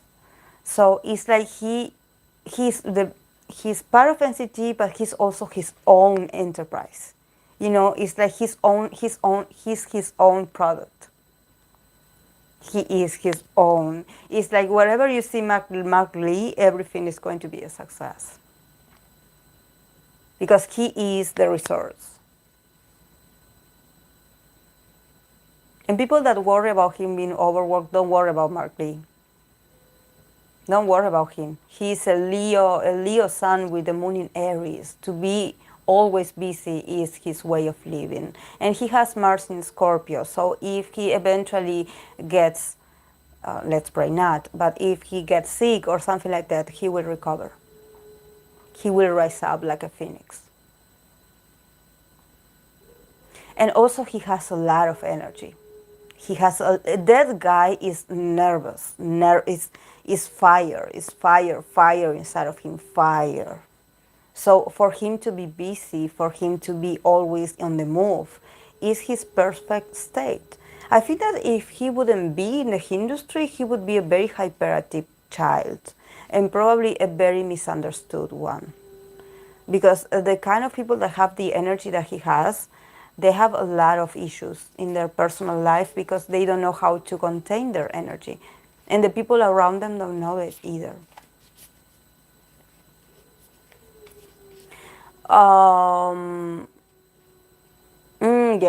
Yes, he's human, yes. I thought fire signs made you bolder but nervous. It's just that there's this, and I wouldn't say nervousness, but there's this sense of like that something like a volcano, like that energy, like always burning, and it needs. But while it's in there, it's like, that's why they cannot sit still. That's why they cannot go through the waiting process, because they are like, no, I need to do something. Like yes, that one, restlessness. Yes, Mark is very reliable. Mark, I would trust anything that Mark says. Because he's so, like, you see him, he's so young. And he's so, like, Like he's so young and he looks like he belongs everywhere he goes. I never seen like a part where he's like, oh, like what, no. And that's so nice. That's so nice. That's something that not, because actually idols, I've seen it, they do have their moments where they zoom out or they are like, my energy is running out, I want this to be over. Especially when they have to do a lot of variety shows. The other day I saw an NCT clip about Johnny asking him if he was not Peter Pan, Spider-Man. If he was oh, I swear I laughed so much about Johnny. That Johnny also with his moon in Gemini, he's so funny. My God, why the moon in Gemini people always gets us? Like we need Gemini moon in the industry.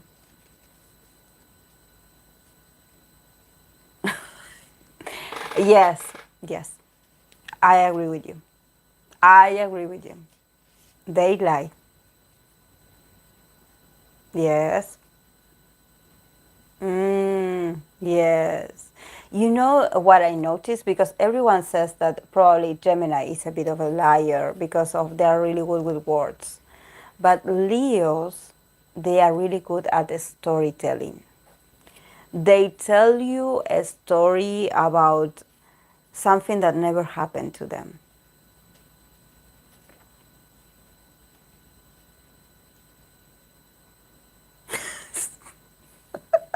Yes. I don't like because he does not. I'll never forget Corsa doing that. I don't like Mark because he does not listen others. I seen really come with Utah having lunch and he was not. He was saying constantly interrupting. Yeah, Leo people don't listen. They are not really good listeners. Yes, they actually, if you're having a conversation with them, they wait or sometimes they don't until you say your part and they keep talking about themselves. And they ask you how you're doing so they can answer back what they are doing. It's always about them. Leo is always about them. It's always about them. I love Leos, but I never was able to have a deep conversation with Leo people because it's always about them and it makes me like I don't want to be your fan. I want to be your friend. Like there's something about Leo energy sometimes that when they are too prominent or dominant, it seems like they have fans, not friends, not real friends. And then they complain that, oh, why I don't have friends? Why don't people get me? And it's because you are always talking about you. So it's normal that actually people, like, it's okay for an artist to be always the center of attention. It's cute, it's funny, we all have fun. But then there comes a moment where you are like, stop it. Like, stop it. I know you're famous, or I know that you did something amazing, but can we tone down the stage persona a bit? Can we?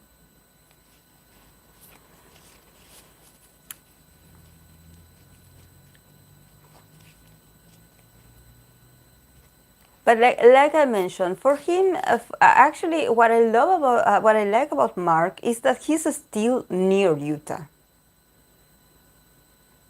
Because, like I mentioned, you need to have a sort of like, look, I love Utah, and I think I wouldn't mind to have him near me because he's amazing. But it's like, do you have to be always next to me? Like, go find other people, like expand your horizons. It's like he always sticks to one person, and for him, and this is very Scorpios, to stick to one person and like, oh yes, we are buddies, we are best friends, like I love you. But it's draining. It comes to a point part of a day where you're like, I want to talk to other people, or I want to interact to other people, and you're always following me around, like, stop it. So one thing that I do like about Mark's uh, behavior, even though he is not perfect and he can be selfish, of course, is that he doesn't push Utah back. He doesn't do this.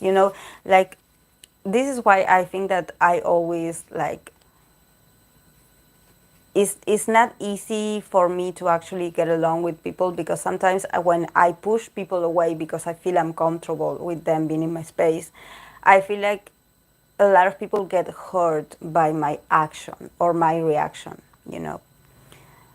But for example, I have Aries friends, especially my friends are all Aries, and they just stay by me. They make jokes about me not being affectionate, and they always want to provoke me and being all over me, but then they let me be. And they are just there. They know, oh yes, she doesn't like to be touched, or she doesn't like to be, but they are like really happy to be by my side. They don't get offended by me acting like as if they have a plague or something, or if they are contagious. But I always been like this, and I think that probably for a Scorpio, it's not easy to find someone that doesn't feel so intimidated by the intensity of their expressions. Not all Scorpios are like that, but in the case of Utah, he does seem very affectionate. He probably needs that connection because of he is far away from his family, from his culture. He had been through a lot, and actually, I think that Mark was one of the few people that he talked about this. I think he mentioned about this, about them being really there for each other when they were trainees, and he appreciated that because him as a foreigner, and also Mark coming from another place, they click instantly and they stay together through all the process. So he stays by Mark because of that, and I appreciate that Mark doesn't push him away, because it's like, from my perspective, I can understand the people that push him away, because it's not that we don't like you, it's that we need our space. But it's really nice to see that Utah has someone, that he has someone that he actually likes, and that person is not intimidated by him.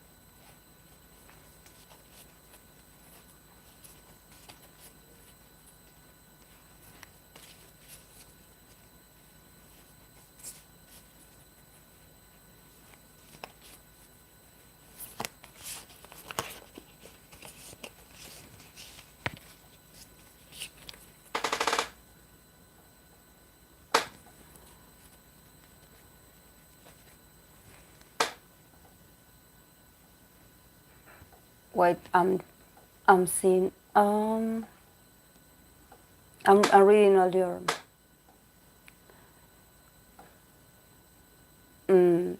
yes.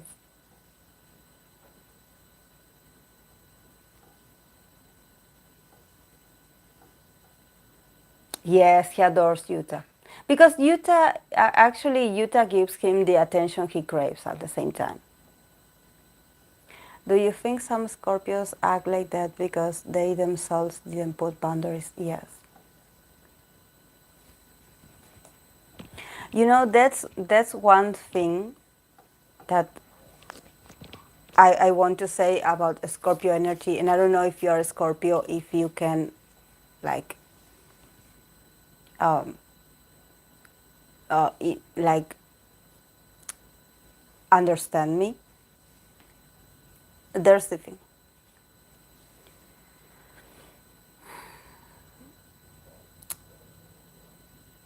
I'm saying this because I'm Moon Scorpio, and I'm a Pluto and Mars Scorpio. So when you have this energy, when you come to life, you come into this life through a very traumatic and a sort of death experience.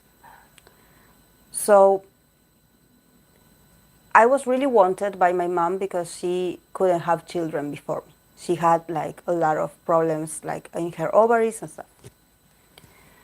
So when I was conceived, she was worried that she would lose me. I was born when she gave birth to me. She had to give birth to me when I was only 6 months of, like to be 6 months, only 6 months of the pregnancy. So I was born prematurely. I almost died. She almost died in the process. And I spent 2 months, I think, in the incubator thing that they put you so you can grow. They put you all hormones to grow and stuff, or very artificial. So, it was a very traumatic experience, and I think that this is very Scorpio to go through traumatic experience of life and death situations. And for me, I think that the reason why I have this fear of being loved by someone or being desired by someone is because for me, desire equals death. Because you want me so much in your life. You hold on so tight to me. I almost died. And you almost died in the process. So when you have a Scorpio energy, it's this sense of, okay, I know about intensity. I will probably face situations where someone gets really obsessed with me and they want me for themselves. And they want me, it seems like it's not about them wanting me. It's that they want to swallow me. Like they want me to be all for themselves and lose me, and I don't want to lose myself in the process. So sometimes a Scorpio, especially when it comes to sexual energy, a Scorpio have this very sexual and magnetism aura that makes people like feel attracted to them. But there's a sense of you've been so wanted that you feel afraid of being wanted. There's a side of you that you're like, oh yes, yes, I know you're obsessed with me. But there's also a sense of you're going to hurt me. You're going to attack me. So yes, I want you to be obsessed with me. I want you to acknowledge me, but I don't want you to eat me alive. Sometimes when I talk to my Scorpio friends, we always talk about the fear of intimacy. And everyone is like, oh, it's great to have a Scorpio energy. It's great to be a Scorpio because you have a lot of sexuality or sexual appeal. And actually it's scary. It's scary. It's really scary. Because you encounter people or situations where they don't want to let go of you. And it's scary. So sometimes Scorpio people, because they crave so much to be loved, they get into a situation with very obsessive people that want them for themselves. And they just give in because they think, they have this perception of, oh, if this person wants me so bad, maybe it's because they love me. And actually, no, it's because they want to possess you. They objectify you. So sometimes for Scorpio people, you need to learn to put boundaries. Like, don't think because someone is obsessed with you. It's scary. It's scary. It's like, that's why I always, yes. It's like, maybe because I have a moon Scorpio, so it's very personal. So I'm like, I'm not going to show you my sexual side until I know you. And until we are very private enough. I'm not going to show you that side of me until I feel I can trust you. So yes, I look rigid, I look very like Capricorn style, I look very, but because I'm hiding that potential, that Scorpio nature in me, because I don't want someone to get obsessed with me. I'm afraid of someone getting obsessed with me.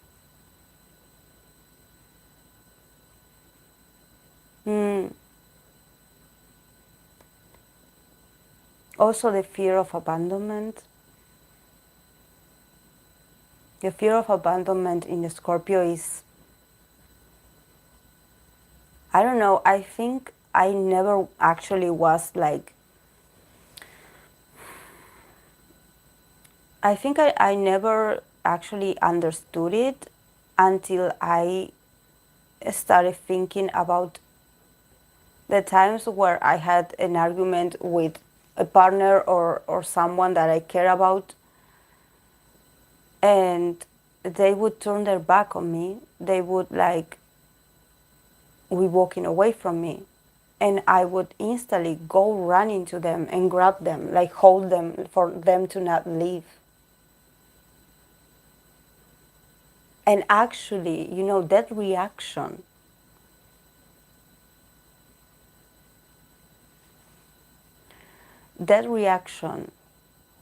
I never felt the need to do that. But I think that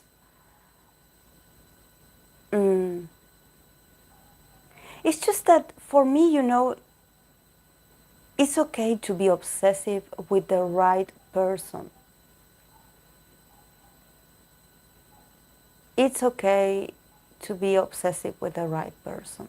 But I think that if that person uses your intensity or your intense feelings for them against you, like you said, to make you responsible for how you feel. Oh, you're feeling too much. Like, I think that if you are going to hold me hostage of how I feel, then you are not the person for me.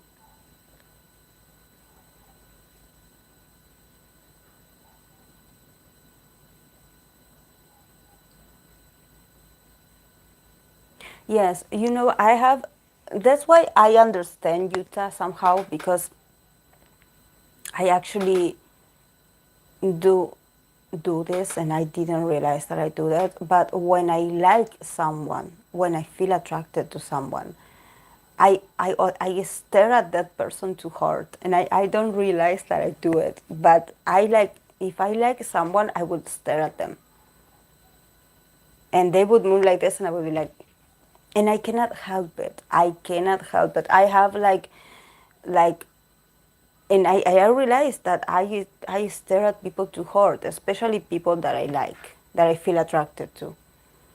So sometimes I'm like, slow down a bit, slow down a bit. Like, because I only have, it's when you are like this sort of hawk, when you see someone that you like and you are like, that one, then what, and you follow and you follow.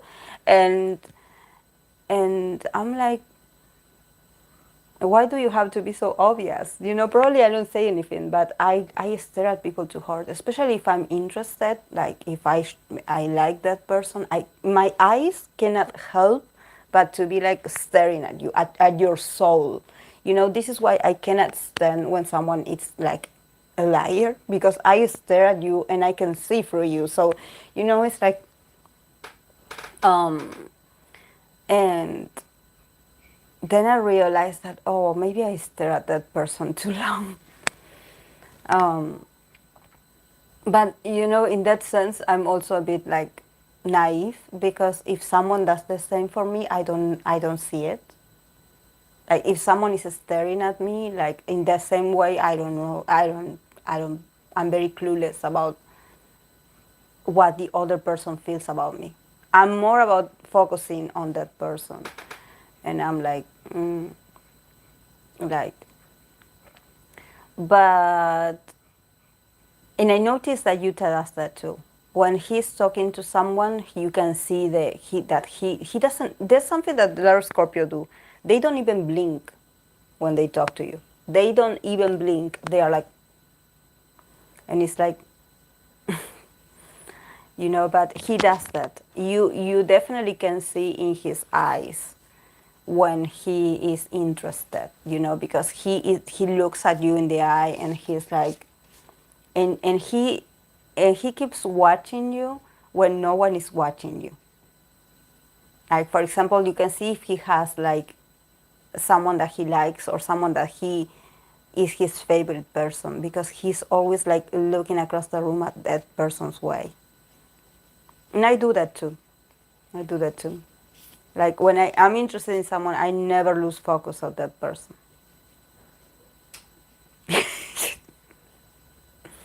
It's really creepy, yeah. Yeah. And I don't know why, but I always get this, like, I don't know, but it seems like when I'm interested in someone, like, my eyes get darker. Like, I don't know. I swear, I don't know how I do it, but it just gets really intense, really intense. But it's not intense that actually I have like mean intentions or something. It's just that I'm interested. When I'm interested, I'm like, it seems like I'm like laser for you. I'm like, and that's why when people are superficial or fake, I feel a bit like maybe I shouldn't be paying attention to that person. It has happened to me with Taurus people, with Taurus males. Like, they are really good at being seductive and stuff, and then you find out that they are married, or have a wife somewhere, or have thousands of girlfriends, and I'm like, I'm sorry, bye.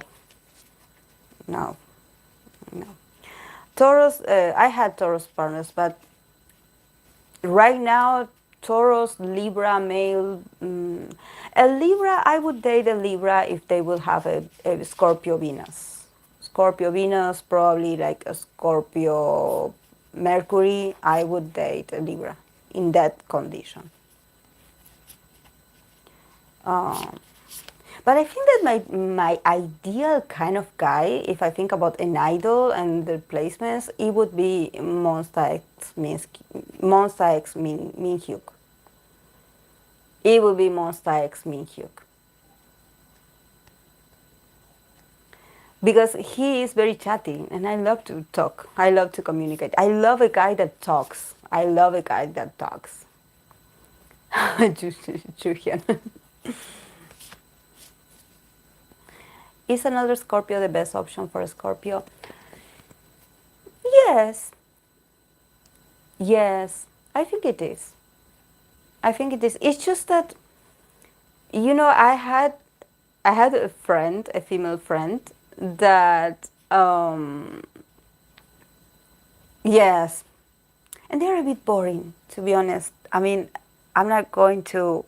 I don't want to say something negative, but Taurus males are really boring.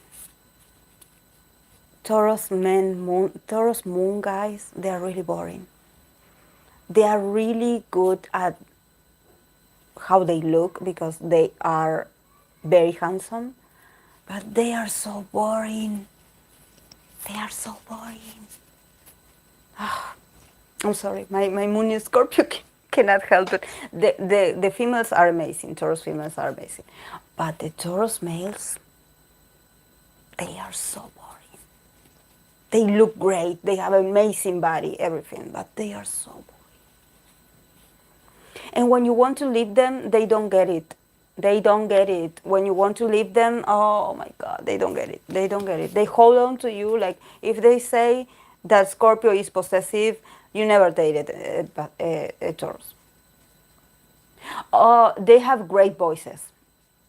Great voices. That's why a lot of Moon in Taurus artists have Pisces and Scorpio as well.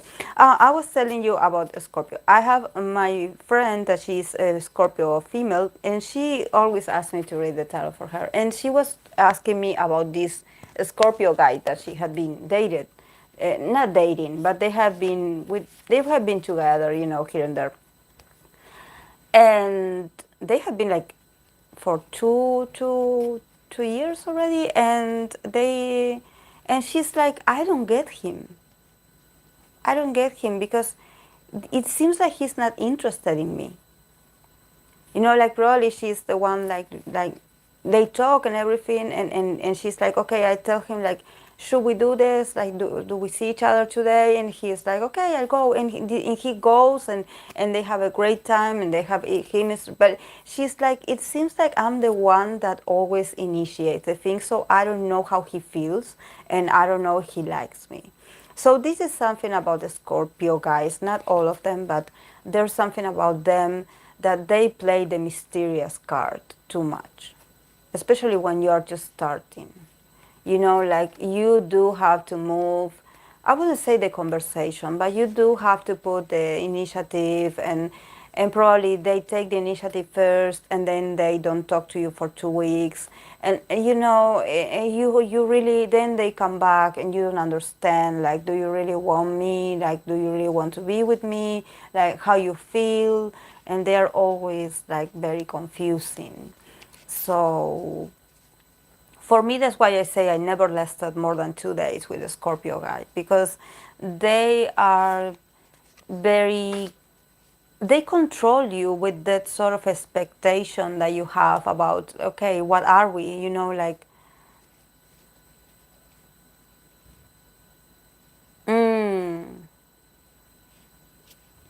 it's like, yes, Scorpio is passionate, but they take their time to actually observe you and be like, I don't know if you are. So it's this sort of uncertainty, especially when you want a direct answer, where you are like, okay, like, can you tell me what you want? Do you like me? Do you want to be with me? What's going on? And they're like, yeah. And yes, they are very affectionate physically, so they show you through actions that they are into you. But when it comes to making a move or being consistent, they are a bit like, you have to be very patient. They are very loyal guys, actually. But it takes a while for them to, they make you go through a lot of things. Do they think they make character tissue? So, I don't know. I always dated people that have a lot of Aries placements. Aries Moon, Aries Venus, Aries Mercury. So for me, it's easier to be like, okay, you and me, we are together, let's go. Because otherwise, we would be sitting here forever, like we would never know, like me acting mysterious, you acting mysterious, I thinking that you look suspicious, and you thinking that I am the suspicious one. So we would be here forever, That's why I would go for a Moon in Gemini Minhyuk. Minhyuk would tell me right away. Minhyuk would tell me right away. I got interested and I can't help it but keep saying, oh, Sun. Sun, the devil's son. I remember this friend of mine said, if we can be friends, after talking for maybe like quality. Yeah, it's just that someone that asks you that, or they call you a friend right away. I'm like, I don't know you. Like, why are you calling me your friend? Why are you so familiar with me? I don't know you that much. I'm like that too. Yes, for me it's also, but I think that with Scorpio males, what I think it makes me feel uncomfortable.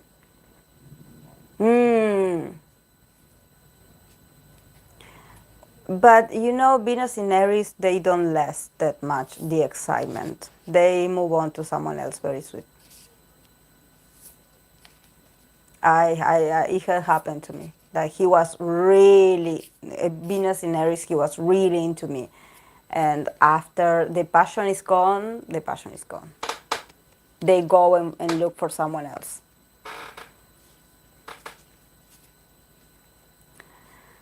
Sun, Sun, it's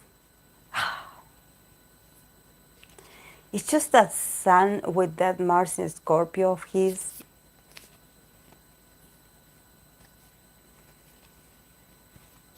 Sun is amazing. Sun is like, he is so, there's something about him that I really love. Maybe because he is a Cancer and I am a Capricorn, so we are opposites to each other. So maybe that's why I feel so drawn to him, but everyone feels drawn to him. And he seems like a strong guy, you know, like but not only physically. He seems like a strong in his body language. Do you think Sun is more of an Aries or Libra rising? Um,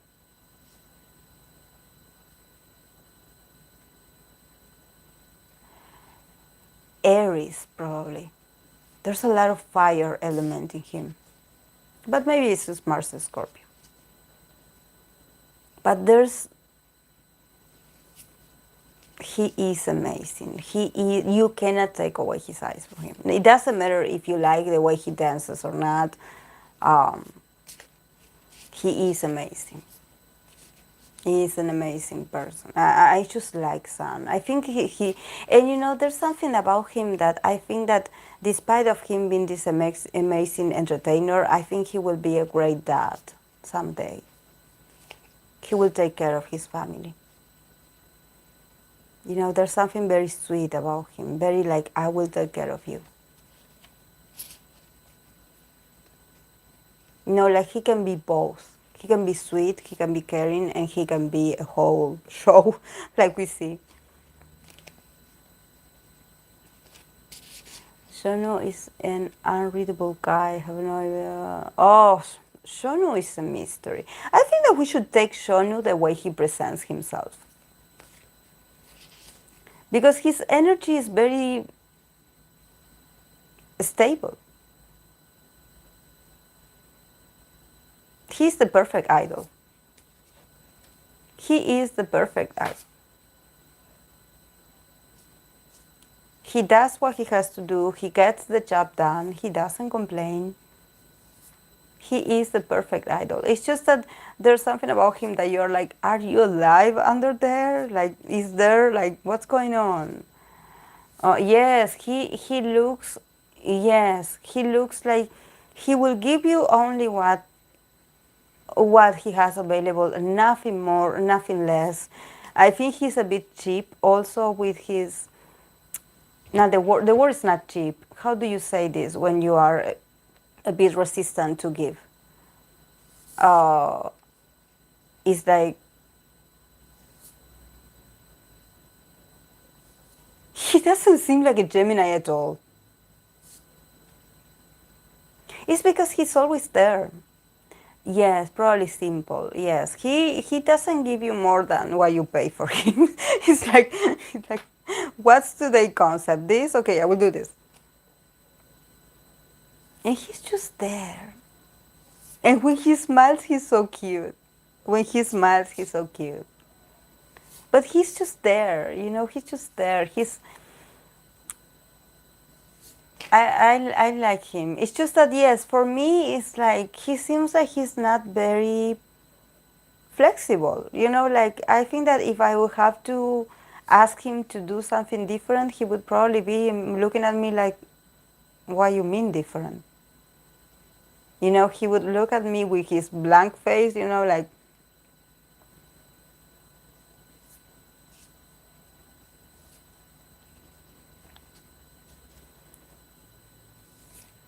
mm.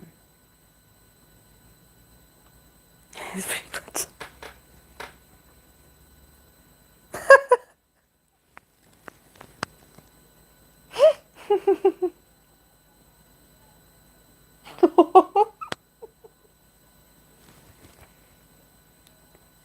Three in one shampoo. Oh my god. I can totally see that. He uses three in one shampoo. Oh my god, no. No, no, no. But stop it. Stop it. Let's not talk about the poor guy like that. But it's so funny because we actually know that he would be the one that he would buy those. Yeah, of course. Just for food. You know, food, probably a comfortable pillow, you know, comfortable mattress, and that's it. But food, yes, never. Even oh my God, like I cannot believe we said that. Yeah.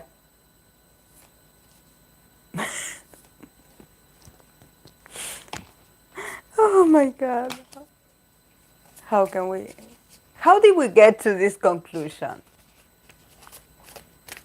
How did we? Well, now that I decided that I'm going to marry Monster X Minhyuk, I think that you should do me the favor and actually tell me something interesting about him, you know, because I don't want to go into this marriage without knowing something, without not knowing about him, you know.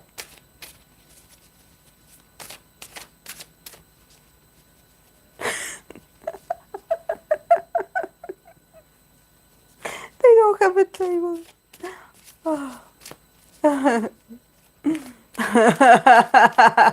Oh my God. I took someone's husband here. Oh my God. I'm sorry. I'm sorry. I don't want to get in the middle of you and your husband.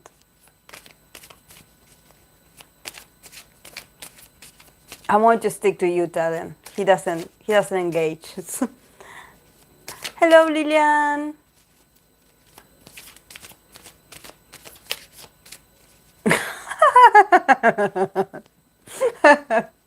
Oh my God, Cosmos.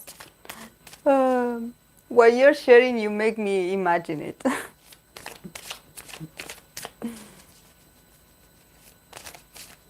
Oh, he likes Jungkook more than you. Oh my, no, I cannot take this. No, no, that I have to find someone that likes me and only me, and I cannot. So I'm going to leave him there to his wife and children.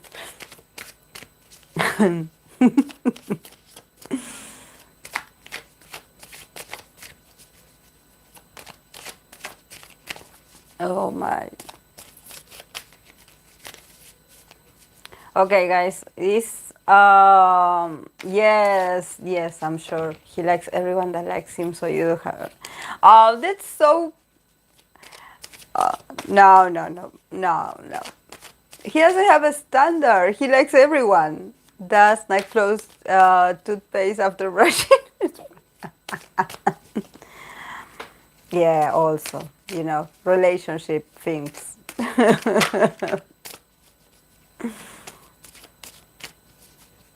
Oh my.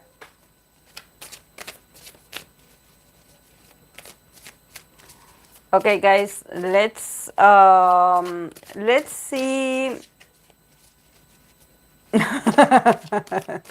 Don't want to get married. Don't want to see me here getting married. Yes, we are headed in a weird direction.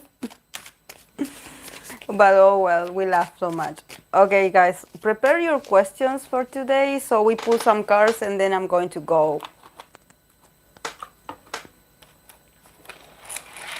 I'm glad we laughed at something because at one point we got too serious all of a sudden. So it's great. Thank you.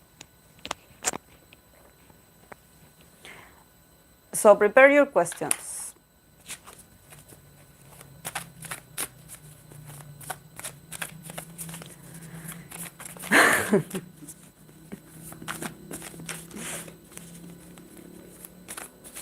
We talk so much. We are so talkative, guys. I swear.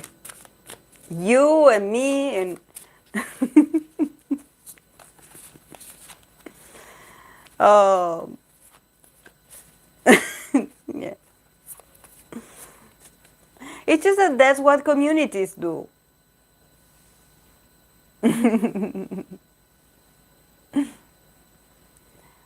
Amber Liu, Yes, it's Min-hyuk energy. I'm going to call my next live Min-hyuk energy. Amber Liu? She rings a bell. Who is Amber Liu? I think I know who she is, but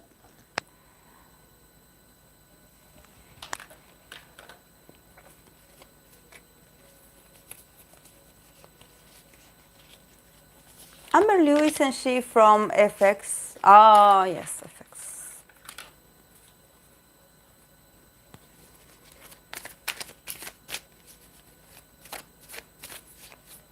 Fox, what is Fox under SM? Just really, oh.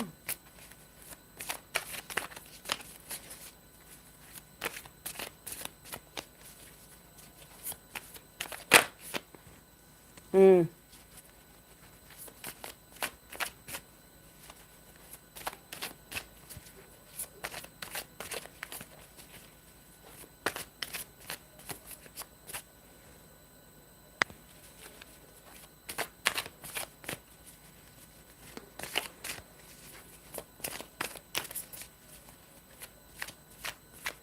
Oh, wow. Anyone else, guys, besides Amber?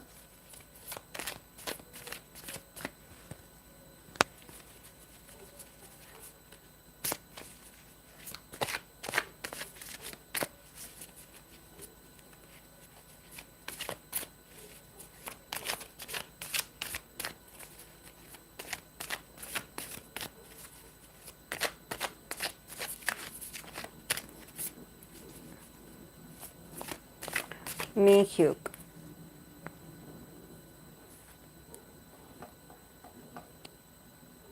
You want to pull for MCT? Okay. TVXQ. Okay. Why? I don't understand, Parvati. Why sometimes you exokai? Why sometimes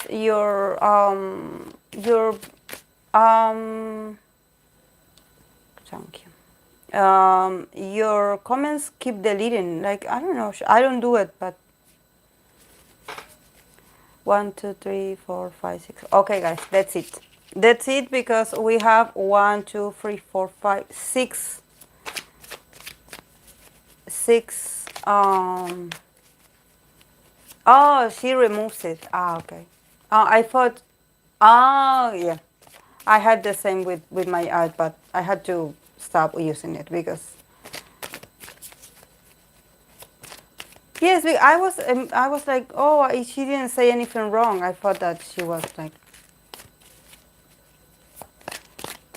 Okay, let's go with these questions today because there are a lot.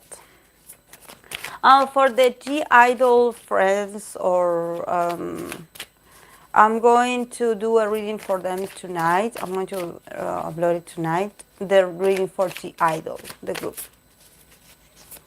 Okay, Amber Lee. 4 of Pentacles, comfort. So yes, I think that she feels.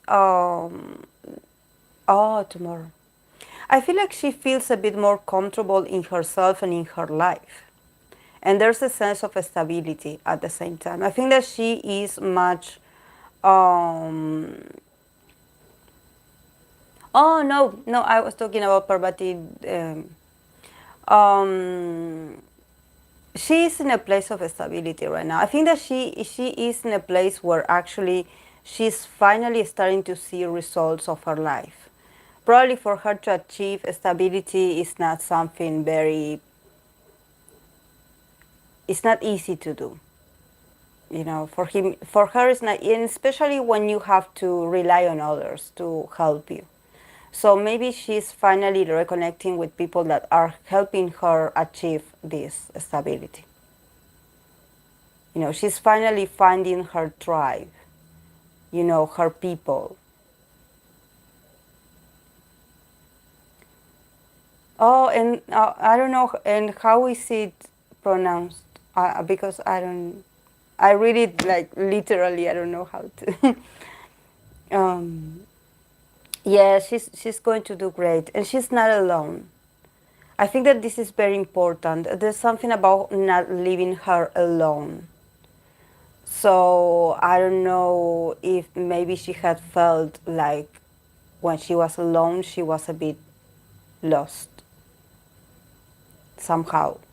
And now that she has others, she is like, like, I think that nevertheless, this girl shouldn't be left alone. She needs company. She needs of others. Is she anxious about something?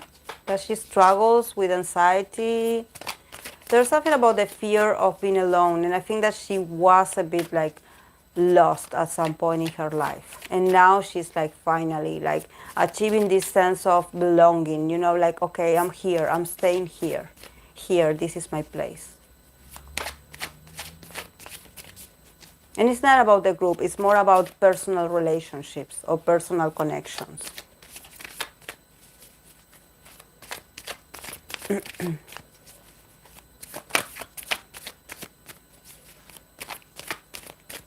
Okay, Min-hyuk. Oh, the hangman for Min-hyuk. This is very Sagittarius, actually. I think Min-hyuk has to make a decision. Like, he has to, like, yeah, it was very positive. I was like, wow. I think that he has a lot of options right now, Min-hyuk. Probably we were talking about relationships, so I don't know if this has to do with relationships. He has a lot of options and he is not choosing. He's like in this mode of like, oh, okay, I don't know, I'm not sure. Because he wants to see things from another perspective. He wants to see things from another perspective. And he doesn't want to be rushed. There's this sense of him willingly putting himself on hold. He definitely wants to put himself on hold because he is a very moon in Gemini. He has a lot of ideas, a lot of things, a lot of options. He's someone that he's too social. There's something about this that I need to say this. He's too social. In a sense that he knows a lot of people, he has a lot of connections, but at the end of the day, he is empty. At the end of the day, he doesn't know who to trust. At the end of the day, the only people that he can rely on is probably his members or the people that know him well. But at the same time, he's a sort of social butterfly, like he puts himself out there. He's a good networker. But I think that what he wants is emotional intimacy, he's not going to get it being this social butterfly.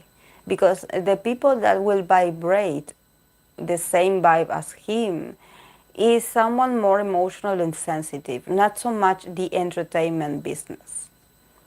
I think that also the hangman is, he's starting to see like that he's popular because he's a magnet, and he obviously, I think that he should use his ability to communicate and his ability to network. He should use it to be working. I think he should, but he shouldn't like go that deep and expect these connections to bring him emotional like appreciation or something like that, because I think that he's like thinking too positive of some people that are not that don't leave him something, that they don't have nothing to offer him except for like, oh, come on, invite me to your show, or invite me to this, let's do this, let's take a picture here, let's do this, like a lot of like, yes, a lot of, yeah, But I think that, there's something about his energy that I think that he also puts himself in that place of like, oh, like, I know someone that can help you, and I want to help you here, and you can do this, and you can do that, because he wants to keep his energy moving. So he loves that. But at the same time, he has to stop to think and reflect. Do you gain the same that you are giving back? Yes. Thank God he is not betrayed. There's no betrayal. There's no heartache. It's just there's a need to stop and seeing the things from other perspective. Like seeing the things for what they really are or what they really represent. Because he's like always on the move. He thinks everyone is his friend, and actually no, because I don't know, I feel like he helps a lot of people to make connection with others. Like, oh, I know this person that can help you. Oh, I know this someone. Oh, I know. He's always like sharing information about what he knows or his resources or his sources. And I think that a lot of people take advantage of that, and they then somehow twist his words, and they are like, oh, but Mihyuk said this to me. This is something that a lot of Moon in Gemini should be careful about. Refrain what you talk about, because then you end up in a scandal. Or, oh, this person said this, or this person said that you said this about me. So, that's something I always say to Moon in Gemini, Moon in Aquarius also. It's great that you know networking, but watch out what you share. Watch out what you share, because then they're going to be like, oh, but he told me this about you. And gossips spread very fast.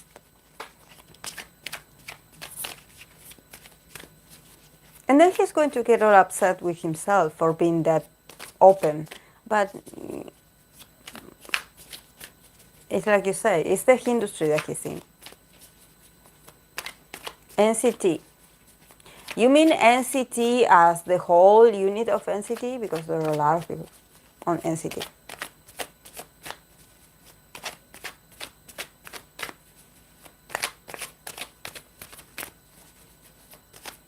NCT 1 to 7. Okay.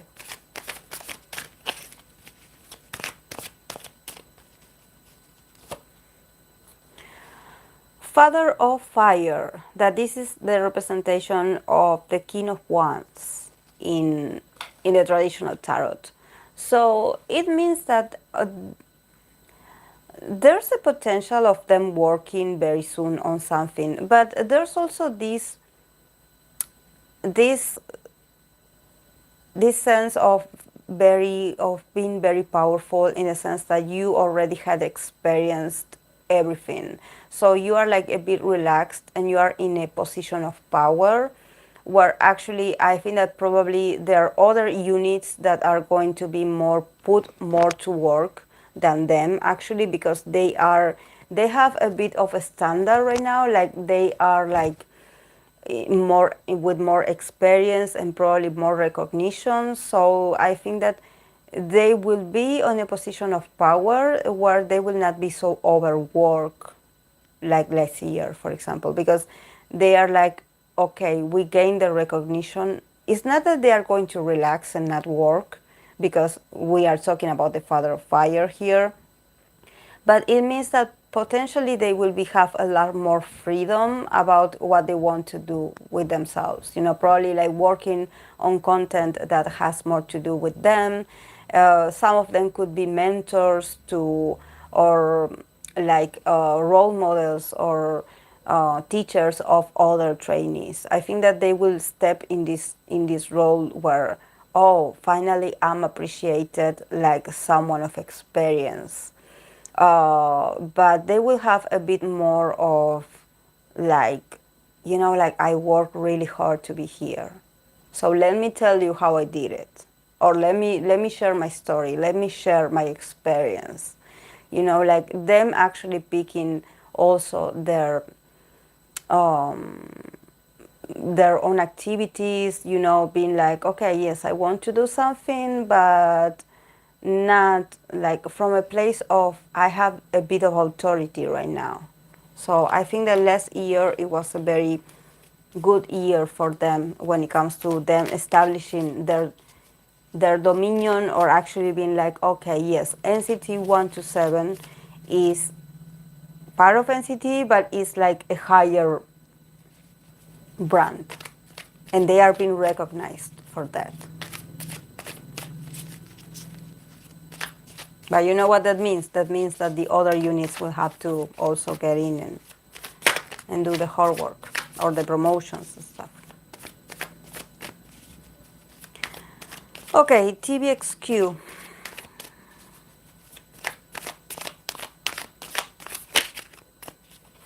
TVXQ.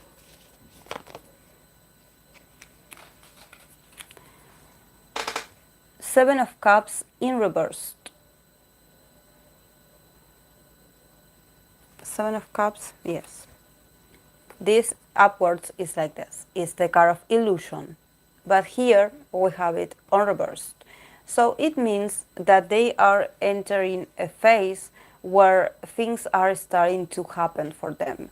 That things are no longer like a plan or an idea or a vision. They are finally like getting out of the illusion of their career. You know, I think that probably they are like doing more realistic things, more realistic content, more realistic work. You know, there's something about stepping out of the fog and the clouds and the dreams and the aspirations and all this.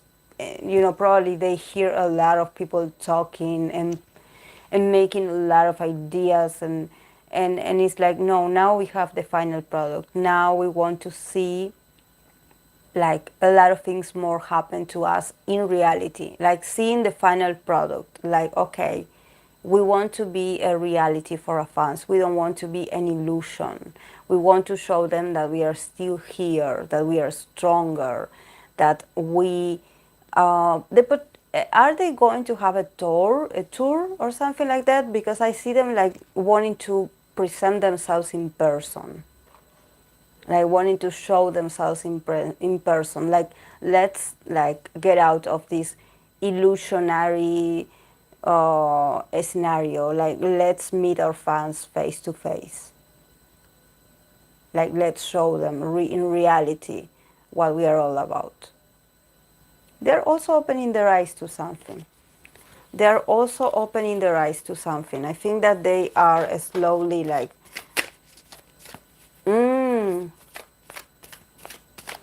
yes. They want to bring something of substance. Oh my God.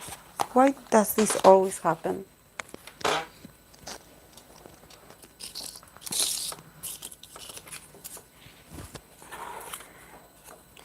The Hangman again.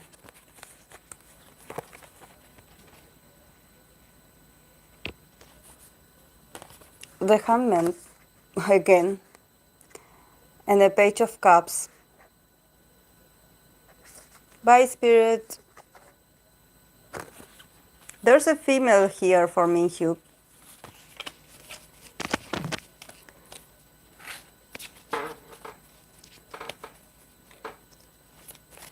There's a female.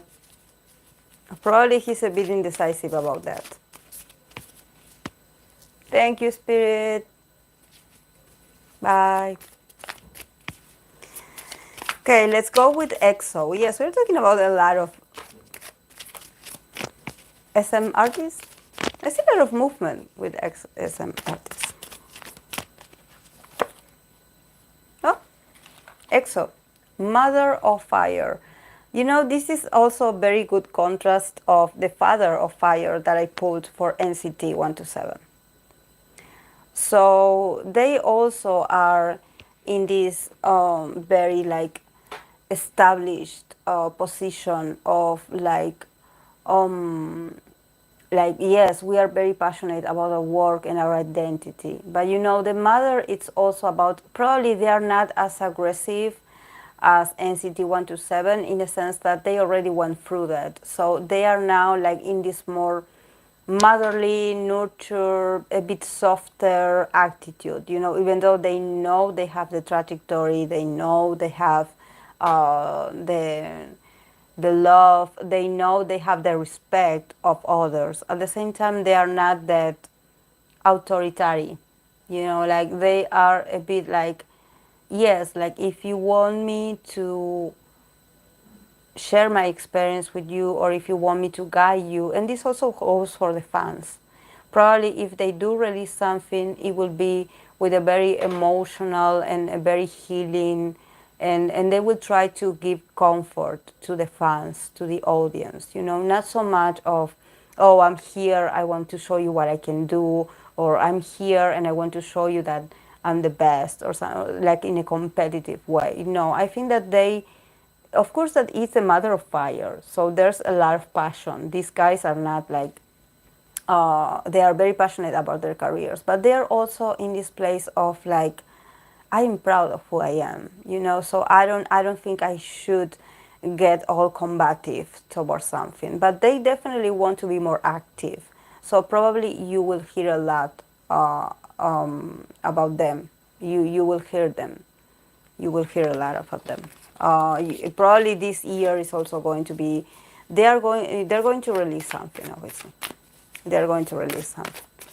Okay, guys, let's move on to the other member of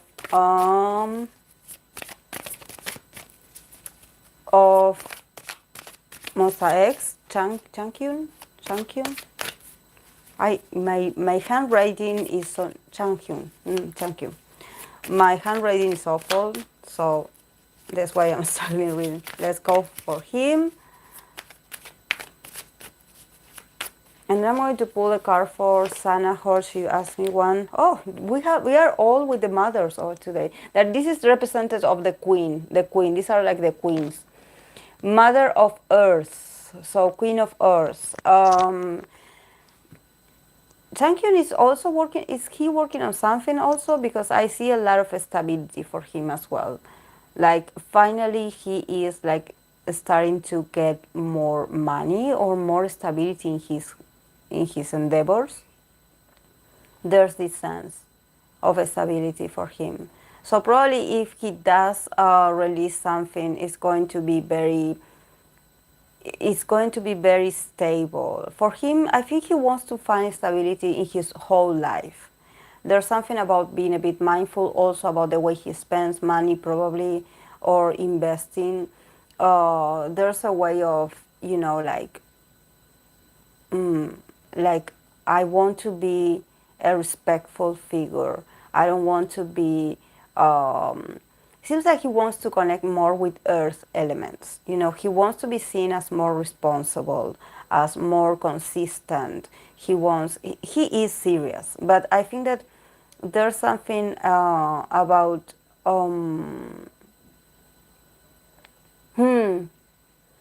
there's something about, you know, the mother of earth, that it's like when you are also embracing your own experience, you know, you're like, okay, I wouldn't want to say I'm old enough, because it's not about age, it's more about you being probably a more mature version of yourself.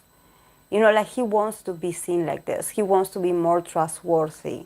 He wants to be more like a leader as well. I think that this also reminds me a lot of Shonu energy.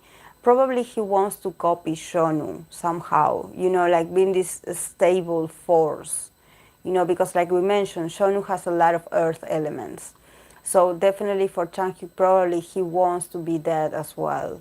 You know, like this reliable person, this rock, where I'm like, okay, I'm stable, I'm not losing. There's something about his fear of losing also material gains, you know, and he wants to be taken seriously. He wants to be taken seriously.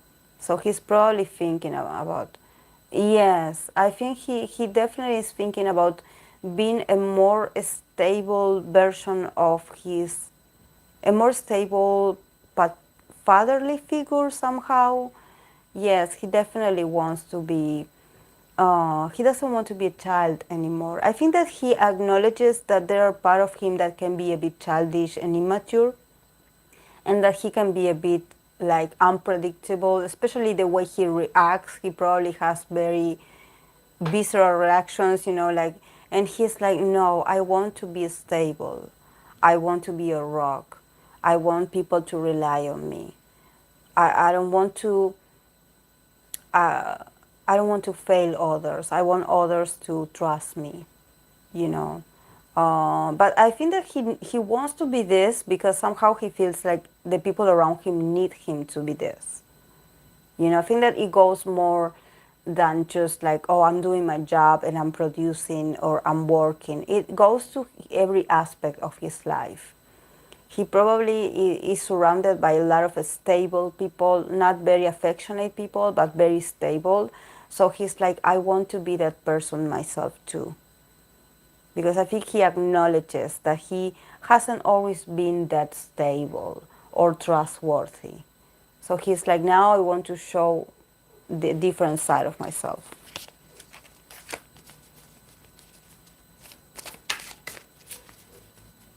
So Sanahor, you wanted to know about work. You said something about job or work.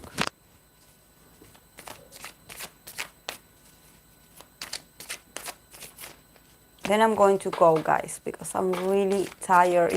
It's going to be almost 3 hours we are here.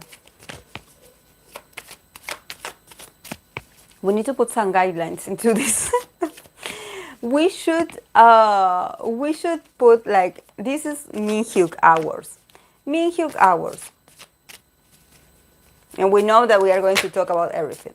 If it will go well. Okay, yes, opening my online shop.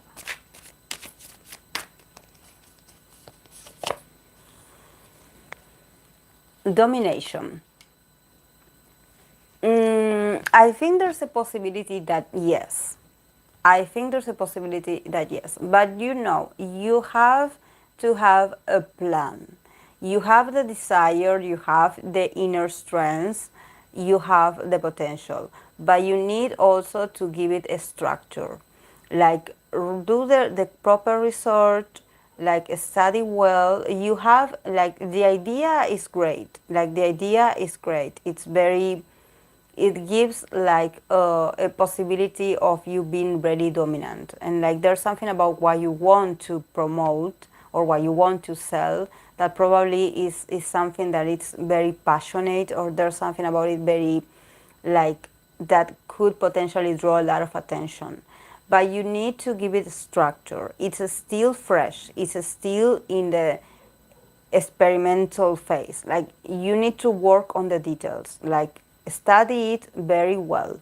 Like study it, like give it like, and if you feel like you need to ask for others, like for others assistance or for others experience, do it. Like it's a great moment to do it. But also like work on it, giving it a structure. Don't leave it on the, oh yes, I have an idea and I have the desire to do this. It's like give your desire a sort of a structure. Okay.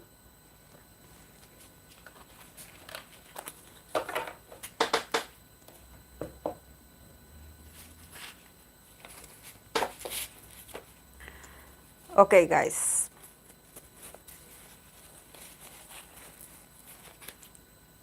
We're going to leave right now. I think we talked a lot. We chat a lot. So yes, I will be starting this friendship series. Yes, I think that you don't need motivation actually, because I see a lot of motivation in the Two of Wands, but I think that you do need give it like a structure. So I will be starting like the friendship series. I don't know if it was you, Samara, or if it was the spirit that she wanted me.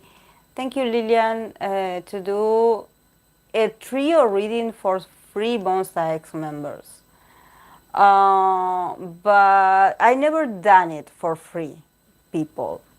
But I'm going to try to come up with a different kind of like spread to see if I can get the free of them in that reading.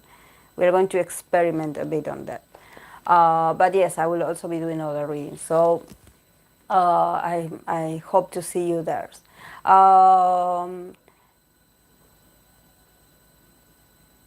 They may be. Oh, yes. Yes, I think it was Spirit. Yes. Okay, guys. So have fun. Take care. And I'll see you in my videos. Thank you so much for being here. Thank you always. I know you are always the same. Thank you for watching me and spending time with me. So have a great day ahead of you. Bye.